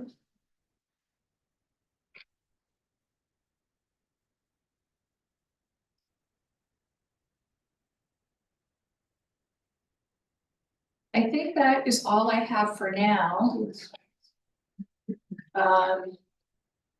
As far as my comments. And then, like I said, typically when we have public comment, that is what it is public comment. There's a lot of you here tonight, and if, as far as questions, I really don't want to see staff. Well, I guess what I'm trying to say is, but at the same time, we just heard a lengthy presentation. Yeah. So I do want, No, may I suggest something? yes, The underground act, they direct their comments to the legislative body, which is the five of you, obviously. Council can take notes, and then they can refer certain questions, you know, when you get all the questions and issues out, and then you can. And then when it's back to you, you can ask us questions that you think there were common themes or issues or whatever, so maybe collect the comments, get the gross comments, and then you can net them out with us, so to speak. Yeah, and I guess what I'm also thinking is for the sake of the PowerPoint presentation, that was a lot of information, and if there are just some brief, simple clarifying questions, like, you know, I missed that part, or can you, you know, that seems reasonable. So anyway, I am now going to open this to public comment. And have we received any written public comment? No, we don't. Okay, no written public comment. Just want to remind everybody that public comment is limited to 3 minutes. So I'm gonna open this to public comment and if anybody. And just as a reminder to please state your name.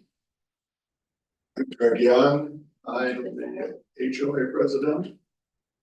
I want to thank the city council for making this a priority item in recent years. It's much appreciated by everybody. I also want to thank all the city staff for all the hard work that they did. I know this was hours and hours and hours. And I look forward to working with Mark on resolving some of the final details and making things happen. One thing that wasn't particularly covered with regard to drainage in the neighborhood. There are drainage issues other than in the swales. So that wasn't covered. I hope that we can talk about that again soon. Thank you.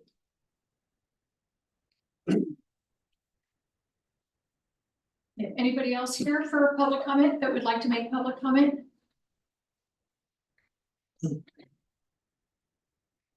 I brought up the member limit. I think if we could get a little more clarification.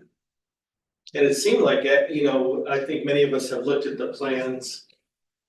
And it seems like for all intents and purposes, from like, I think there was a description of the road, the pathway, and then it appears going up the connector road.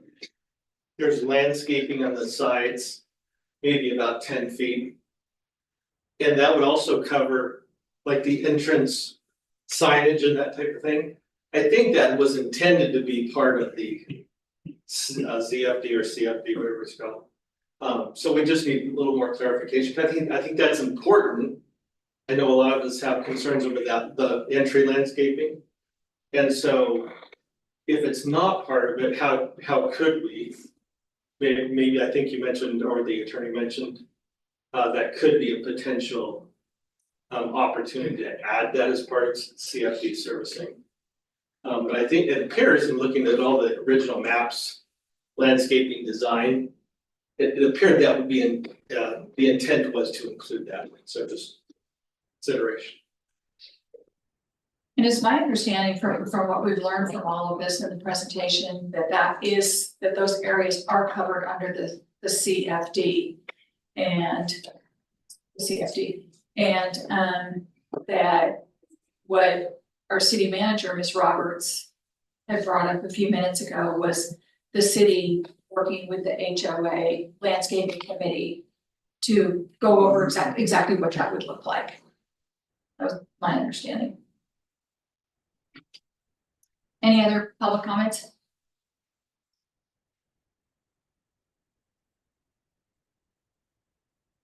Judy Turner, Harvest Court, Zibido Ridge.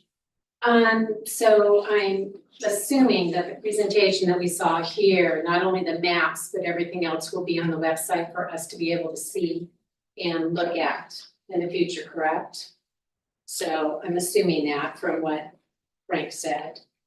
And if not, I would hope that it would be so that we could look at that, because it was a lot of information.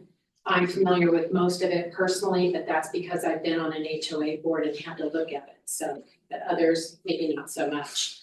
The annual CFD reports, that are done by some company. There's some costs that are associated with that. I have yet to see on the costs, I see a nut of a number, but any breakdown of costs that are part of the CFD funds that are covering reports or any monies that have been spent on any landscaping or anything else, to know with this budget that has been adopted in 2016 and how those costs have been reflected in our budget from the time this development has been developed. So Just to clarify, in 2016, are you talking about the budget that was shown on the slide yes, presentation? I think that and was, also the budget, the city budget that you guys do every year. so I think the budget that was, or the figures that were shown on the slide, that Frank, that was an estimate that was done in 2016, right? Not an adopted budget. Right, but then you guys do a budget, every year that has CFD funds. And I have yet to see a breakdown of all those funds and where those monies are being spent. I now see finally a number where they found it, but I have yet to see that. And I personally come to council meetings and I've asked for that for 3 years, going on 4. So I'd like to know when that's gonna happen. So also, speaking of the money part of this, which is part of this budget that we're gonna put together, that we're now gonna have to, a process that's gonna be put together for us to be able to ask for monies that, you know, are gonna be needed to maintain these things. I don't know how far back, again, I was just going off my memory about those dollars. That, does it go back to 2016 or is some of that money still missing? And are we still owed that money that's part of now going to be the budget moving forward and how we're gonna spend our CFD funds? So just to clarify, no, the money is not missing. Okay. 2 weeks ago, we had our new finance director who has spent some time spent a significant amount of time going through the finances for the last few years and did put together quite a robust presentation a couple of weeks ago.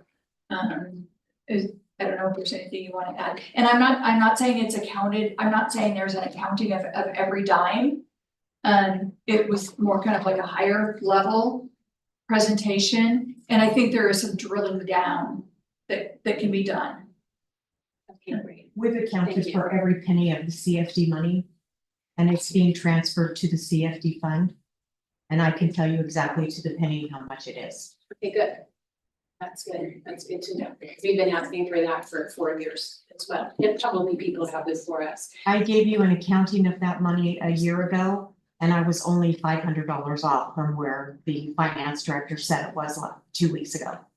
Okay, So I was missing one check from the county and that was the amount that was off from Okay. a year ago. So I was very pleased with his finding of that. And we went all the way back to 2016.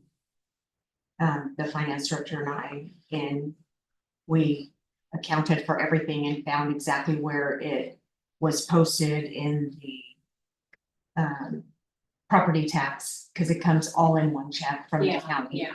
And so we discovered exactly what fund it was posted in, where it needs to be put out from, and moved over to the CFD fund. Okay, good. It's scary that all that had to even happen and, you know, it's frightening for Well, us to know that the funds would. We knew it hadn't been taken. Right. We just needed to know which account it had been posted in so we could transfer it. That's good, right?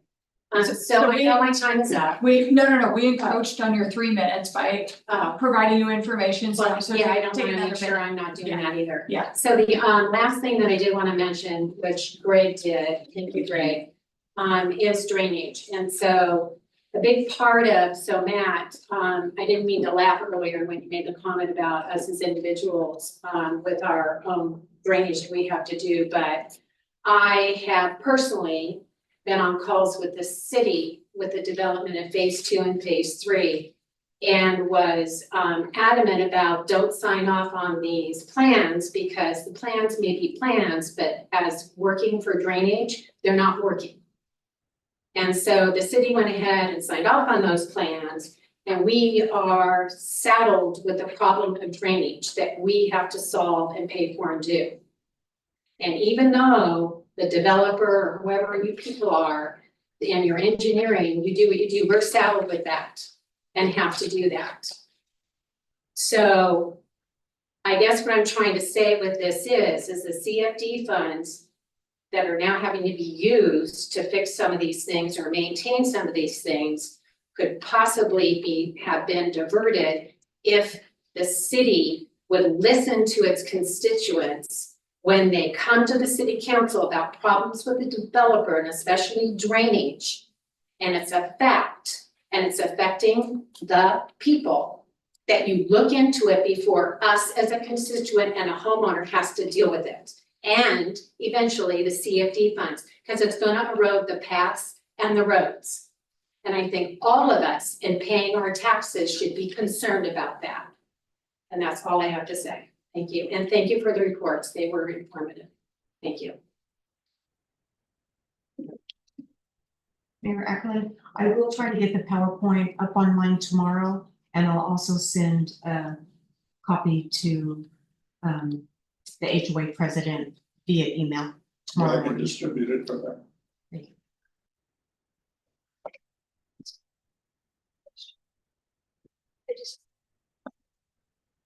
I just have a quick question. This is Marie. Sure.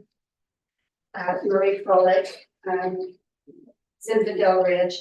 I have a question on where it says staff hours, CSD. It just has amount of hours. And it says as of October 22nd, is that year to date, week to date, month to date? I'm sorry, what document are you looking? I'm reading here, it says CSD staff hours, 63.5 hours. I'm assuming that's being billed to the CSD funds. And it just says mowing, spraying, watering, pruning, general cleanup. Is somebody accounting for the time and what's actually done, like a time clock and daily what they do, or because of the funds are coming out? That not on your agenda? Oh, this is the Public Works. Oh, I'm sorry. Oh, that's an- I'm sorry, I thought, Okay. oh, okay. I'm ahead of myself, but it was, Street Public Works. That's yeah, okay, I apologize, so, right. but I'll ask the question, you can answer it later. Thank you.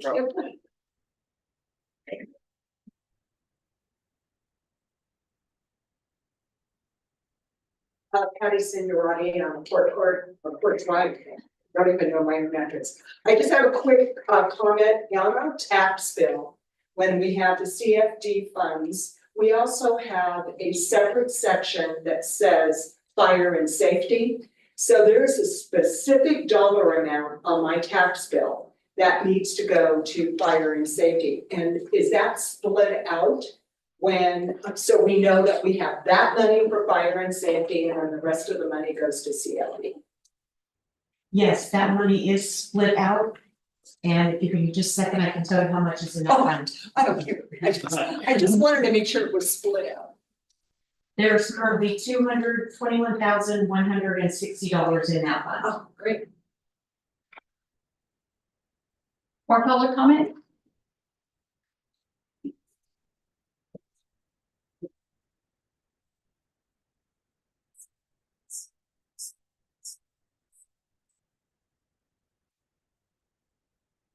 On Main Street, actually, she just asked my question. What I wanna know is, I went to work for the Amador Fire District in 2010. And in 2012-14, I worked here in Plymouth for a long time, and we were hearing about Zinfandel Ridge being built, and a lot of us were all for it. We heard that there's gonna be CFD funds, and there was gonna be money going into the fire department, into law enforcement, was gonna be a big part of it.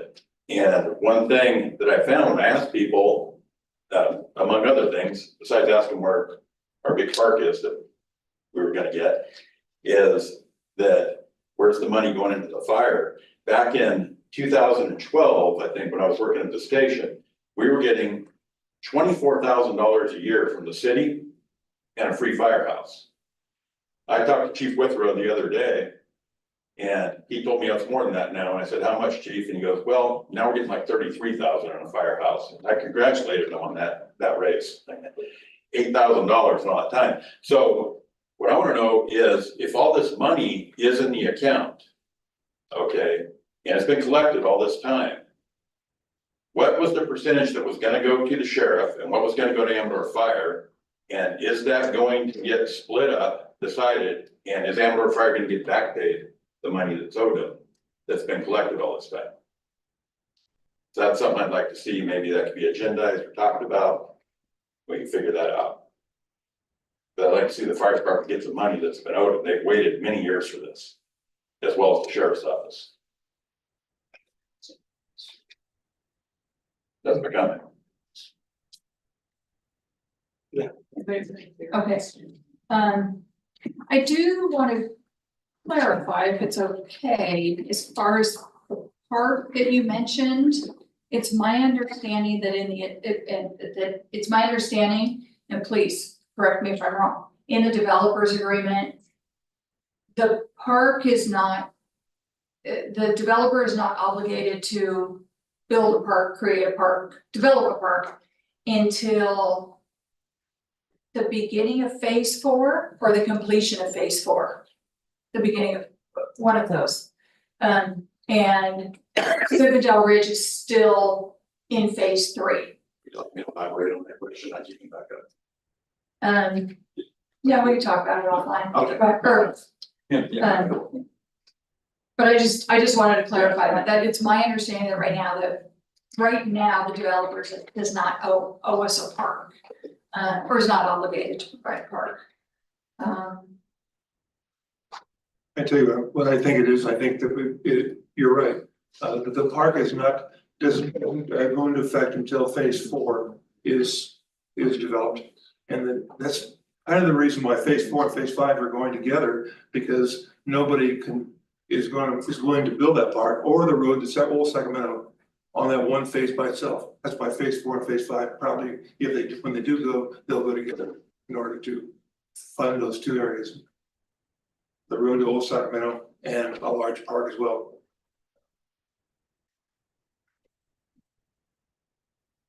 Okay, any other public comment? Okay, I'll close this now to public comment and we'll go back to council discussion. Councilmember Ambrosio, Councilmember White. Councilmember Sim. I've made a lot of notes based on things I've been listening the last half an hour, and all these, everything that everybody said is pretty correct. In the fact that I think we all feel that the drainage issues are in pretty poor condition. It's kind of nice to know exactly how we're going to go forward with repairing the ditches. There's that. There's the Vintners Park. I was under the impression Vintners Park was dedicated to the city. I didn't realize that fell under the CFD auspice. I'm kind of I'm questioning as to when the city is going to go out and hire a landscaping contractor to take over the landscaping in Zinwood Park. I mean, it's in the Ridge. It seems to me that they're doing the best they can, but I think there's a lot more that can be done. I think a professional landscaping contractor is definitely needed. Margaret? We've been waiting to answer these questions so that we could build the RFP based on what they actually needed to cover, the areas they needed to cover. And we want to work with the HOA to make sure that we are prioritizing the areas that are most important to them if we can't afford all of the areas. We don't believe we're going to get I believe we're not going to get a landscaper even close to what we were paying previously. After this, I believe we need to move towards getting an RFP done. We need our staff back to be able to do regular maintenance all over town. And we do know that a regular maintenance company is needed out there. So we're ready to do the RFP too, but we want to work in conjunction with the HOA to get that done. There's no question that the collector road is in dire need of planting trees. The entrance to the collector park, what's it called, Zindale Parkway, is awful. It needs to be upgraded. These are things I guess we have the money to do so. The previous landscaping contractor was just doing the bare minimum. He was weeding. He was taking out the dead trees, making no effort to put in new trees. I kind of understand why, because I don't think he totally had a clear direction on what we were looking for. But here we are. The entrance is terrible. The medium down the parkway is awful. The trees half of them are gone. The ones that are still there are struggling. The park itself is okay. I think could be better. But again, we don't have the people. The city doesn't have the bodies to put out there to do it. Probably what this development needs. There's been a couple of comments about the fact that the drainage beyond the ditches are an issue. We are having some drainage problems that are creating other issues in private yards that I personally feel due to poor design. But here we are. I think we need to address them, because every year we go through the same thing. The water is running down these various courts and going into people's driveways and so forth, and the water is not being directed properly. These are all things that we're going to have to take care of.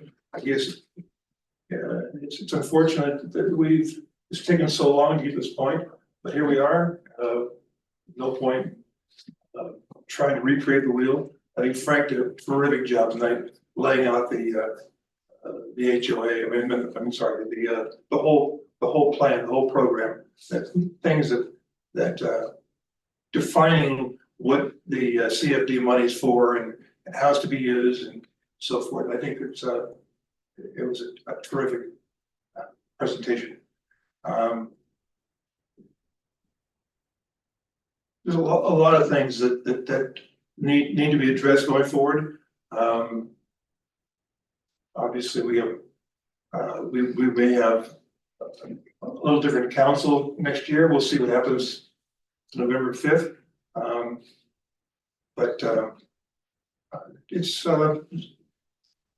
I've lived at Zindale Ridge 5 years, even throughout the issues we talked about tonight. It's been a wonderful development. Even with the issues we've talked about, that they're all solvable, and I just think it takes a group of people. Now we have a good HOA. We have a terrific president who's very, very conscious of what's going on. I think that good things are going to happen, and I think that I read along long enough, and I'll leave it there. Thank you. Vice Mayor McLaughlin. Madam Mayor, just touching on just a couple of points again, just bring it back. I appreciate if having had the opportunity to work with the HOA and work with many of you discussing it, getting forwarded to Jim by Leif and Dave, among others, but I mean, this is obviously a major issue and, I think it's been an honor to be able to work through it. I think I believe it was Judy's words that, it's sad that we had to do it, and I couldn't agree with you more. And, from the monetary piece and figuring out where the money is and how it was, I mean, we are on a far better, far cleaner, far more disciplined path, and I would hope that, as I guess I said earlier, that after tonight, between the finance picture presented 2 weeks ago, and then tonight is being able to have that stake in the ground that we can now build off of and move forward.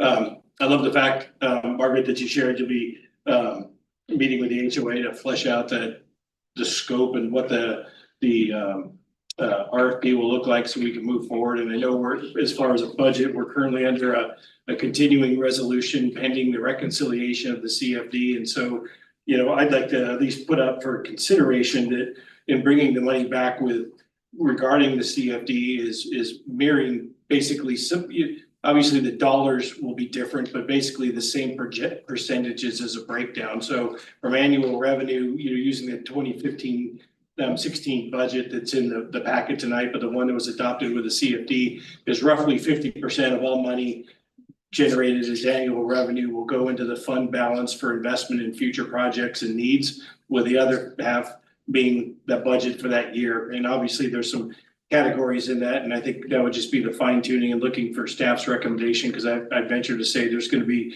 some fluctuation, whether it's, do we need to do any striping this year versus putting the money somewhere else. But I think, leaving that discretion and being able to work with that and giving us at least a solid starting point that we can continue to assess going forward. But I'm very pleased that we're finally at the point to be able to have enough information to be actionable on this, and look forward to going forward. And again, thank you, Matt, Frank, Margaret, and Andy, who's not here tonight, for all your work. And thank you for being persistent and keeping on us and making sure that we're doing it, because it wasn't until we started digging deep that we found out how many layers this onion actually had. But I think we finally got to the center of the Tootsie Pop. So thank you for that. And that is all. Thank you. I don't really have anything else to add. Matt, did you want to say something? Yes, thank you, Madam Mayor. I just had two quick things I want to add. The community park was not triggered until 100 lots. We were under 100 lots, so that shouldn't have it. And then to Doug's comment about the drainage, my team has been looking at it. We're assessing all the ditches and everything in Zipino right now. We're gonna put together an assessment and look at some costs and bring it back to you guys. So we're working on that. Stay tuned. Thank you.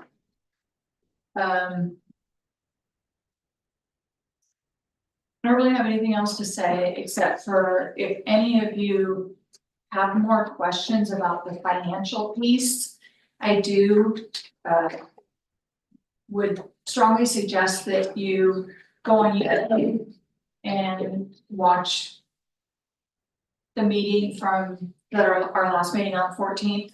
Our new finance director spent a considerable amount of time explaining everything about that, and what the funding is all about, and how he was able to find the money, and it is in the process of putting it in the right accounts.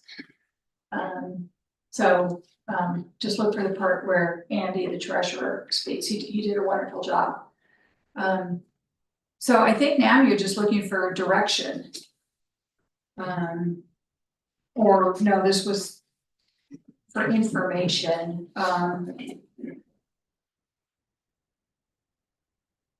Yeah, it's information. Yeah, I think this is for information.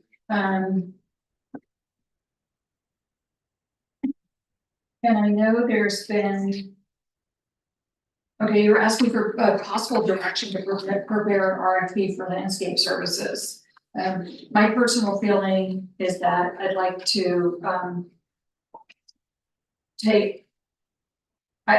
I'm as anxious as everybody else to get that going. think, but I think it would behoove us to look at the budget piece and all the other things that fall under the operations and maintenance. So that we can, when we put out an RFP, we can know what the amount is that we're budgeting for that piece of it. Other than that, that's just my opinion on that. Any other comments as far as the direction that other council members want to give? Because this is consensus.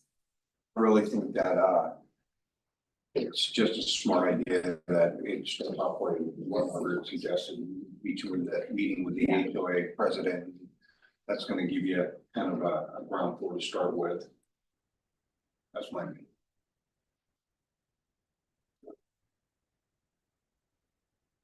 Okay, so it sounds like the consensus is that, Margaret, are you able to follow up with HOA? And I'd like to be part of those conversations if possible. It would also be consensus in terms of the budget. I think I'm the only one that spoke on that in terms of breaking down the budget, at least then having direction.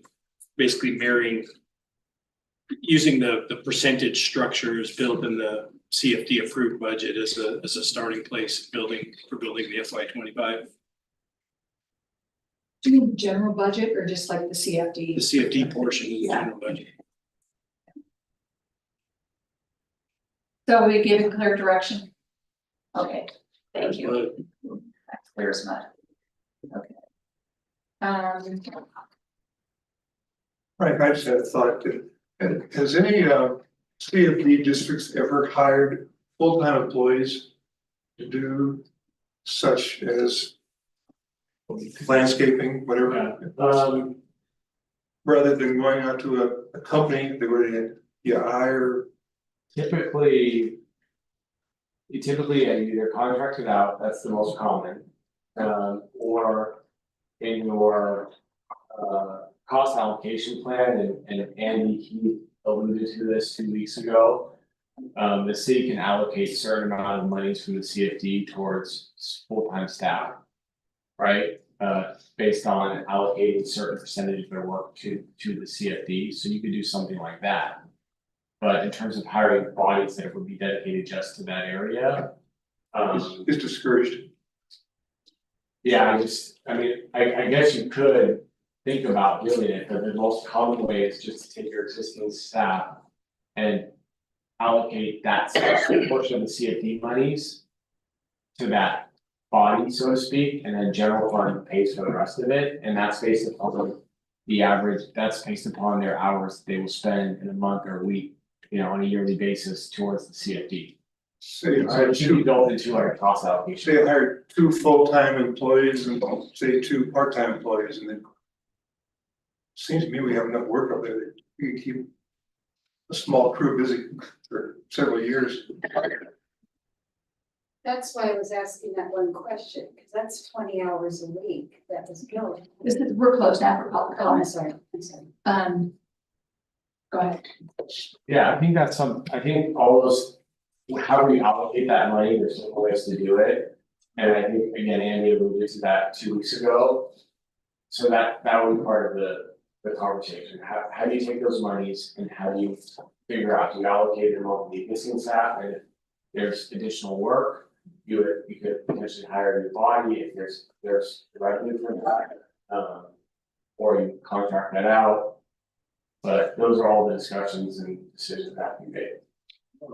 Margaret made pretty clear that there's just not that many landscaping contractors around that would be willing to come out here and do the kind of work that we need.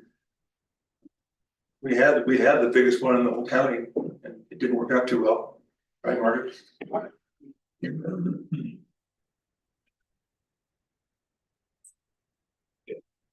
Okay, I think the writing is on the wall that we may not see as much of Curtis as we have been in the near future.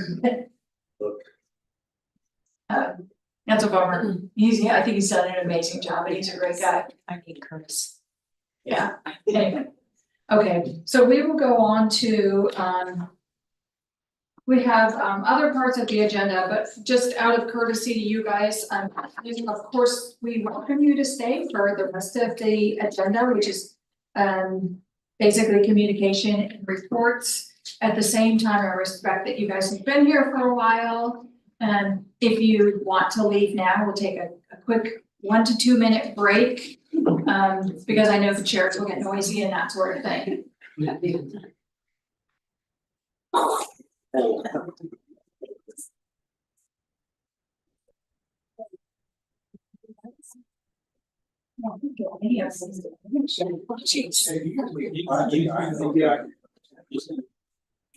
just killed some shot. I don't wait till my report. You just lost the whole audience. I was gonna say.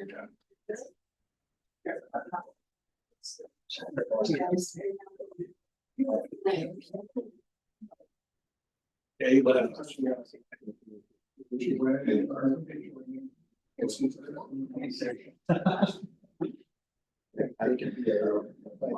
Okay, so we'll go ahead and move on to item 8, council staff communications, brief reports on matters of general interest. 8.1, can we please have a city manager's report?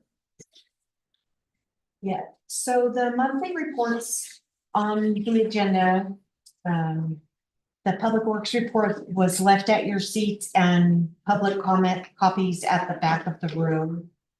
And I can answer any questions that you have.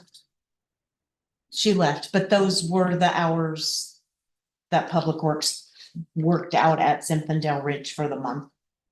So sorry, you lost me. This one, He yeah. was asking the ZR, Right, He was asking about. those were the hours that. and that's back on the back table? Yeah, I left copies on the back table. It's just. And you all have. Oh, There we okay, so we have this. Yes. Right here. Okay, got it. And last week I was at the League of California Cities Conference and I attended the city manager's department meeting. And they talked a little bit about a session that was held on Thursday on how professional, collaborative, and trusting relationships between the city council and the city manager creates a strong organization that directly translates into thriving communities. And they discussed the goals for the department for the upcoming year and the successes from past year. Attended the Sacramento division of the League of California Cities luncheon. It was nice to network with the other members of our region. The incoming president spoke and thanked the outgoing board and welcomed the incoming board.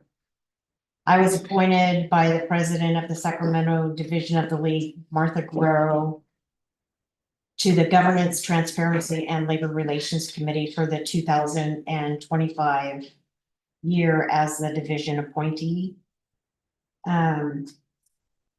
Peter and I made some valuable contacts at the expo, including a water tank vendor with both restorations and with new builds. And there were a lot of valuable sessions, including fire control and how to keep fire rates from rising and actually on how to bring them down. So I'll be contacting Kayla at the fire department. There's an organization you can join to get your community in this fire. Harden. It's called Harden Cities. Harden Cities, thank you. Which will actually be able to lower fire rates in your community. And so I want to work with Kayla at getting our community to that. So, but there were a lot of good sessions at the available. It was well worth attending. I'm glad to be home. I walked into a champagne bottle that spread confetti all over my house. But I was glad to be home. And that concludes my report. Okay, thank you.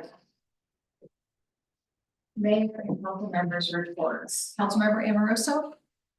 Well, I'll build upon, kind of concur with what you said. It was a good conference. I went to one of the most, I think the most valuable ones was the rural cities, which they just started doing like a couple years ago. We got split up on this one. She went to what was supposed to be the Firewise for the state of California. I went to the Rural Cities. I'll come to find out, Rural Cities. Whole thing was basically on fire in California, and they had one of the heads of the insurance commissioner's office there, who then related that. They'll be working to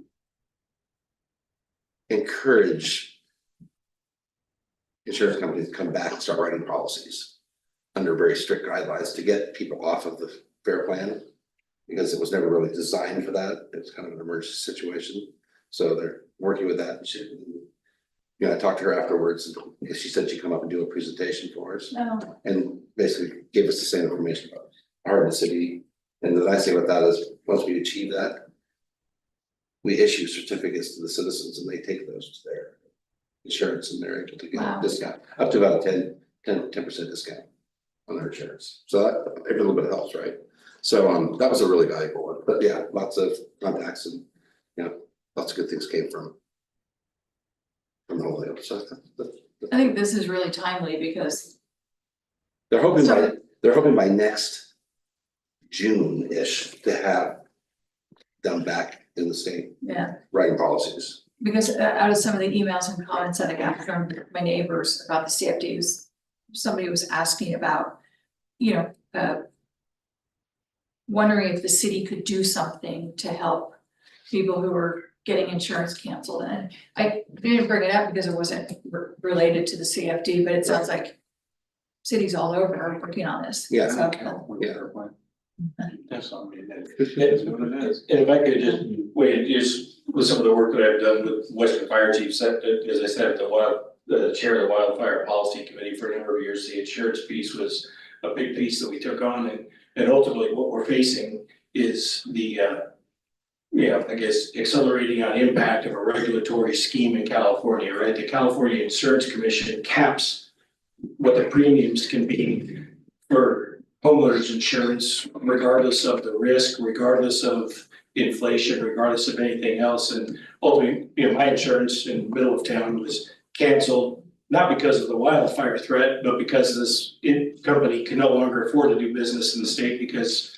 their insurance. And as we were reaching out and learning that, basically using our exact profile on my house, if we were in Texas, if we were in Idaho, and there was one other state that they included, we'd be paying about that $2,000 a year in premiums for homeowners in our house, but we all pay $1,000, right? I mean, it's basically what it's always been forever and ever and ever, where based on the losses, it's a loser right there. So, government, capping what industry can charge has ultimately resulted in, mass exodus, obviously greatly exacerbated by the fire damage, but, it's just crazy. I'm glad to hear that California is actually doing something about that now, and so hopefully we can all get some relief and get off the fair.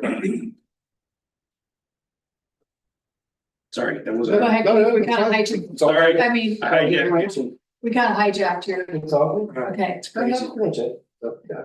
I guess mine's not really a report, more informational. In the 8 years I've been on council and however long I've lived in the city and everything for 20+ years, are we getting a casino? Are we getting a casino? And today was the groundbreaking for the Acorn Casino down at the end of Plymouth. And I know I saw a hubbub today on Facebook and it kind of went nuts, and no matter what you think of it or whatever, it's coming. It's here. Yeah. Did you call the Acorn Casino? Yeah, Oh, that's what I'm saying. Councilmember Sid? Sure, I'd like to just take a shout out to last Saturday, the Harvest Fest was a roaring success. It was terrific, in spite of the fact that the Colburn Sim grape crushing couple team didn't do too well. Did anyone get video of this? But Scott Harvey did a terrific job bringing all the grapes and the barrels and the pallets, and he had it out there all day. And I think he put on about 6 different events during the course of the day, four 4 couples at a time.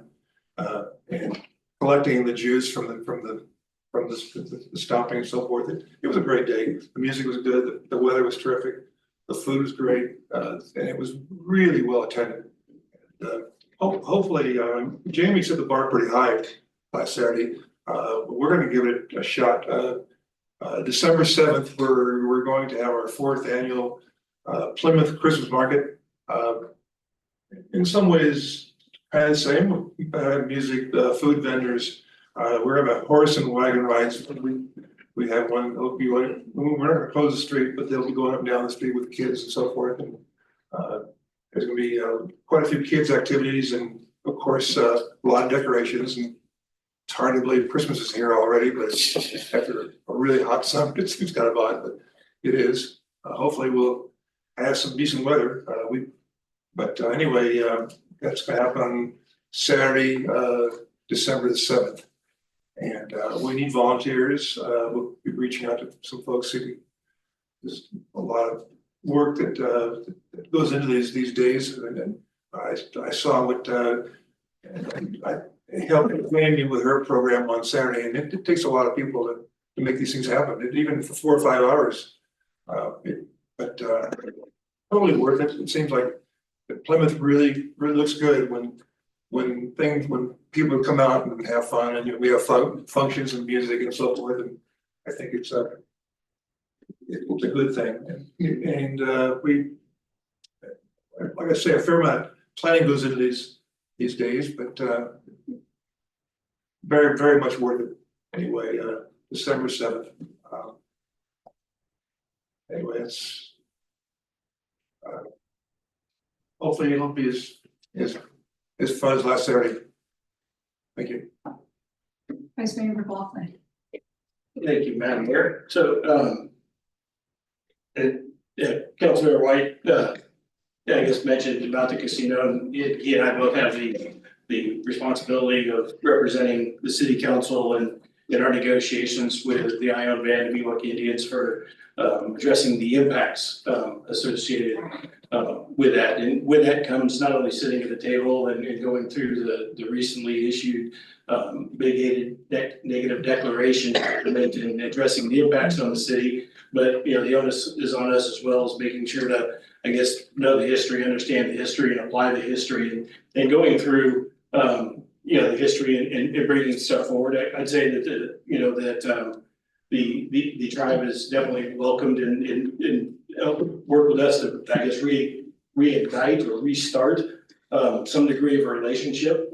Initially, even talks with the city were not favored, and I can certainly understand when you read through the history of the reluctance in opening up to us. But for me, as I've gone back through and done really a lot of reading and a lot of digging into the history, I recently was able to, I came across the 2004 Municipal Services Agreement that was executed by the Plymouth City Council and the Ione Band Miwok Indians in February of 2004. And going through that document, while, you know, depending on which document you read going forward, there may have been some flaws in the verbiage or the writing of the document. I think, you know, just I'm saddened that we're sitting here today, you know, basically hoping and working to get our impacts mitigated, knowing what was on the table before, not only what was on the table, but what everybody agreed to before.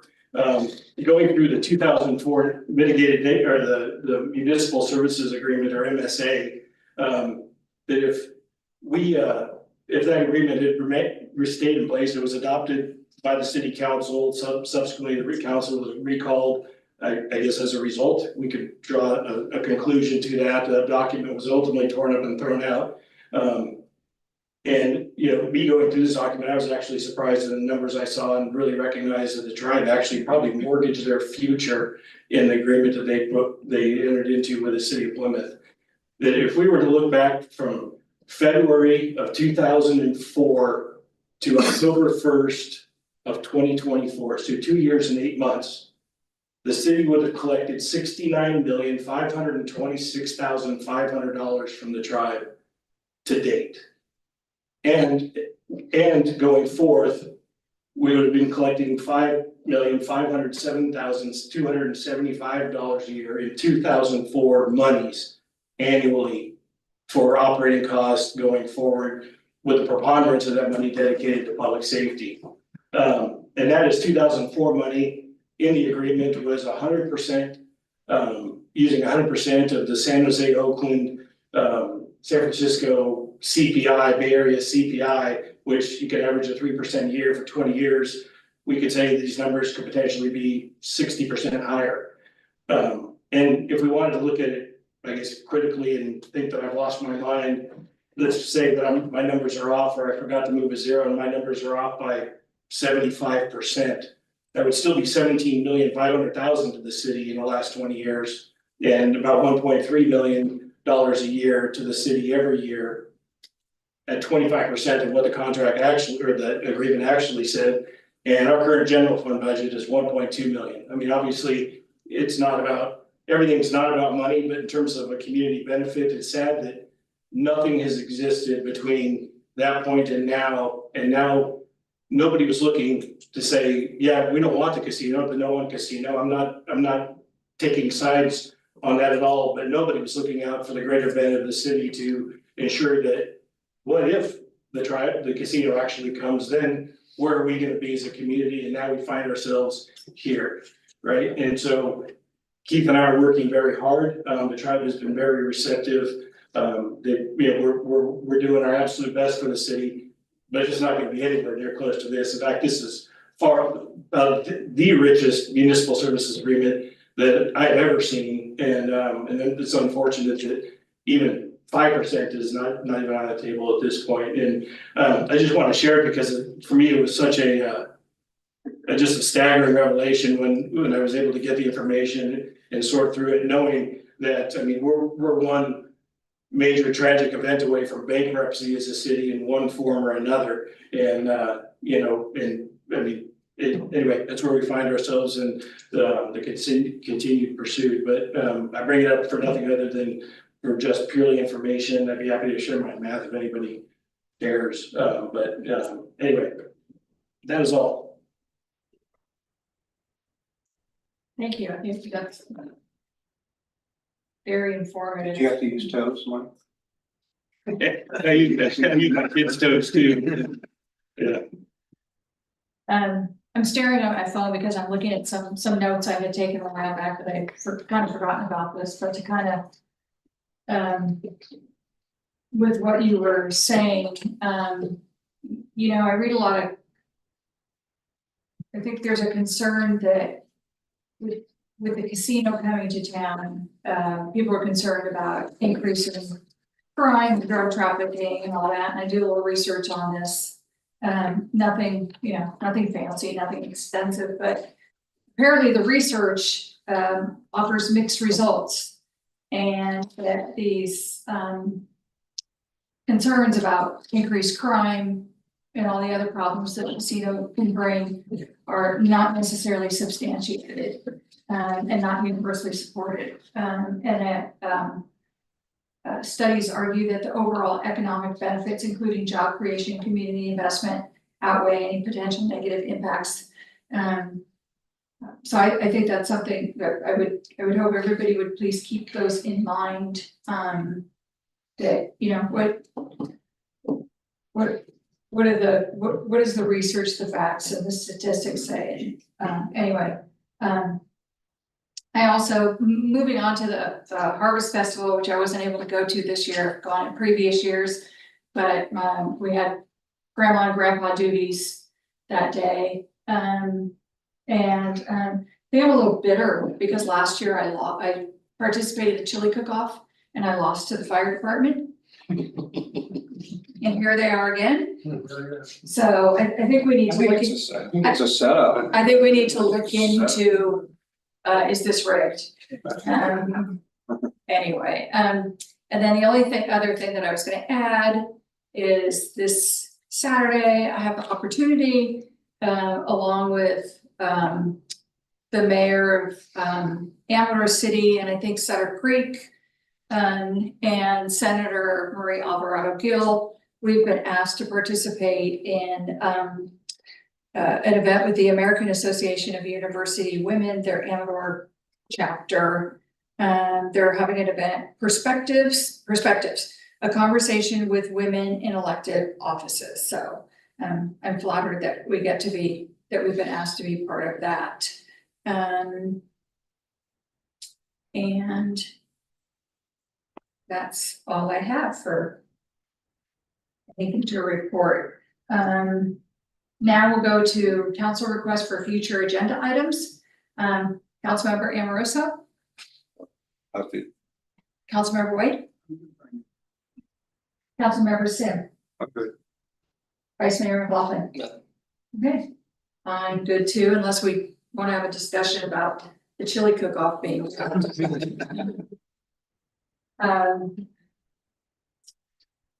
So we will now go into closed session and that will be item 9.1, conference with legal counsel, anticipated litigation. Thank you all for coming. I was just gonna ask for public comment. And 9.2, conference with real property negotiators. Is there any public comment on either one of those closed sessions? Oh my God. Okay, I don't think there's any public comment, so close public comment.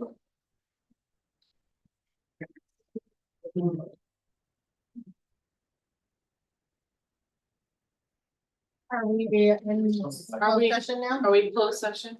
Are we going to? We're going, yes. We're going into closed session.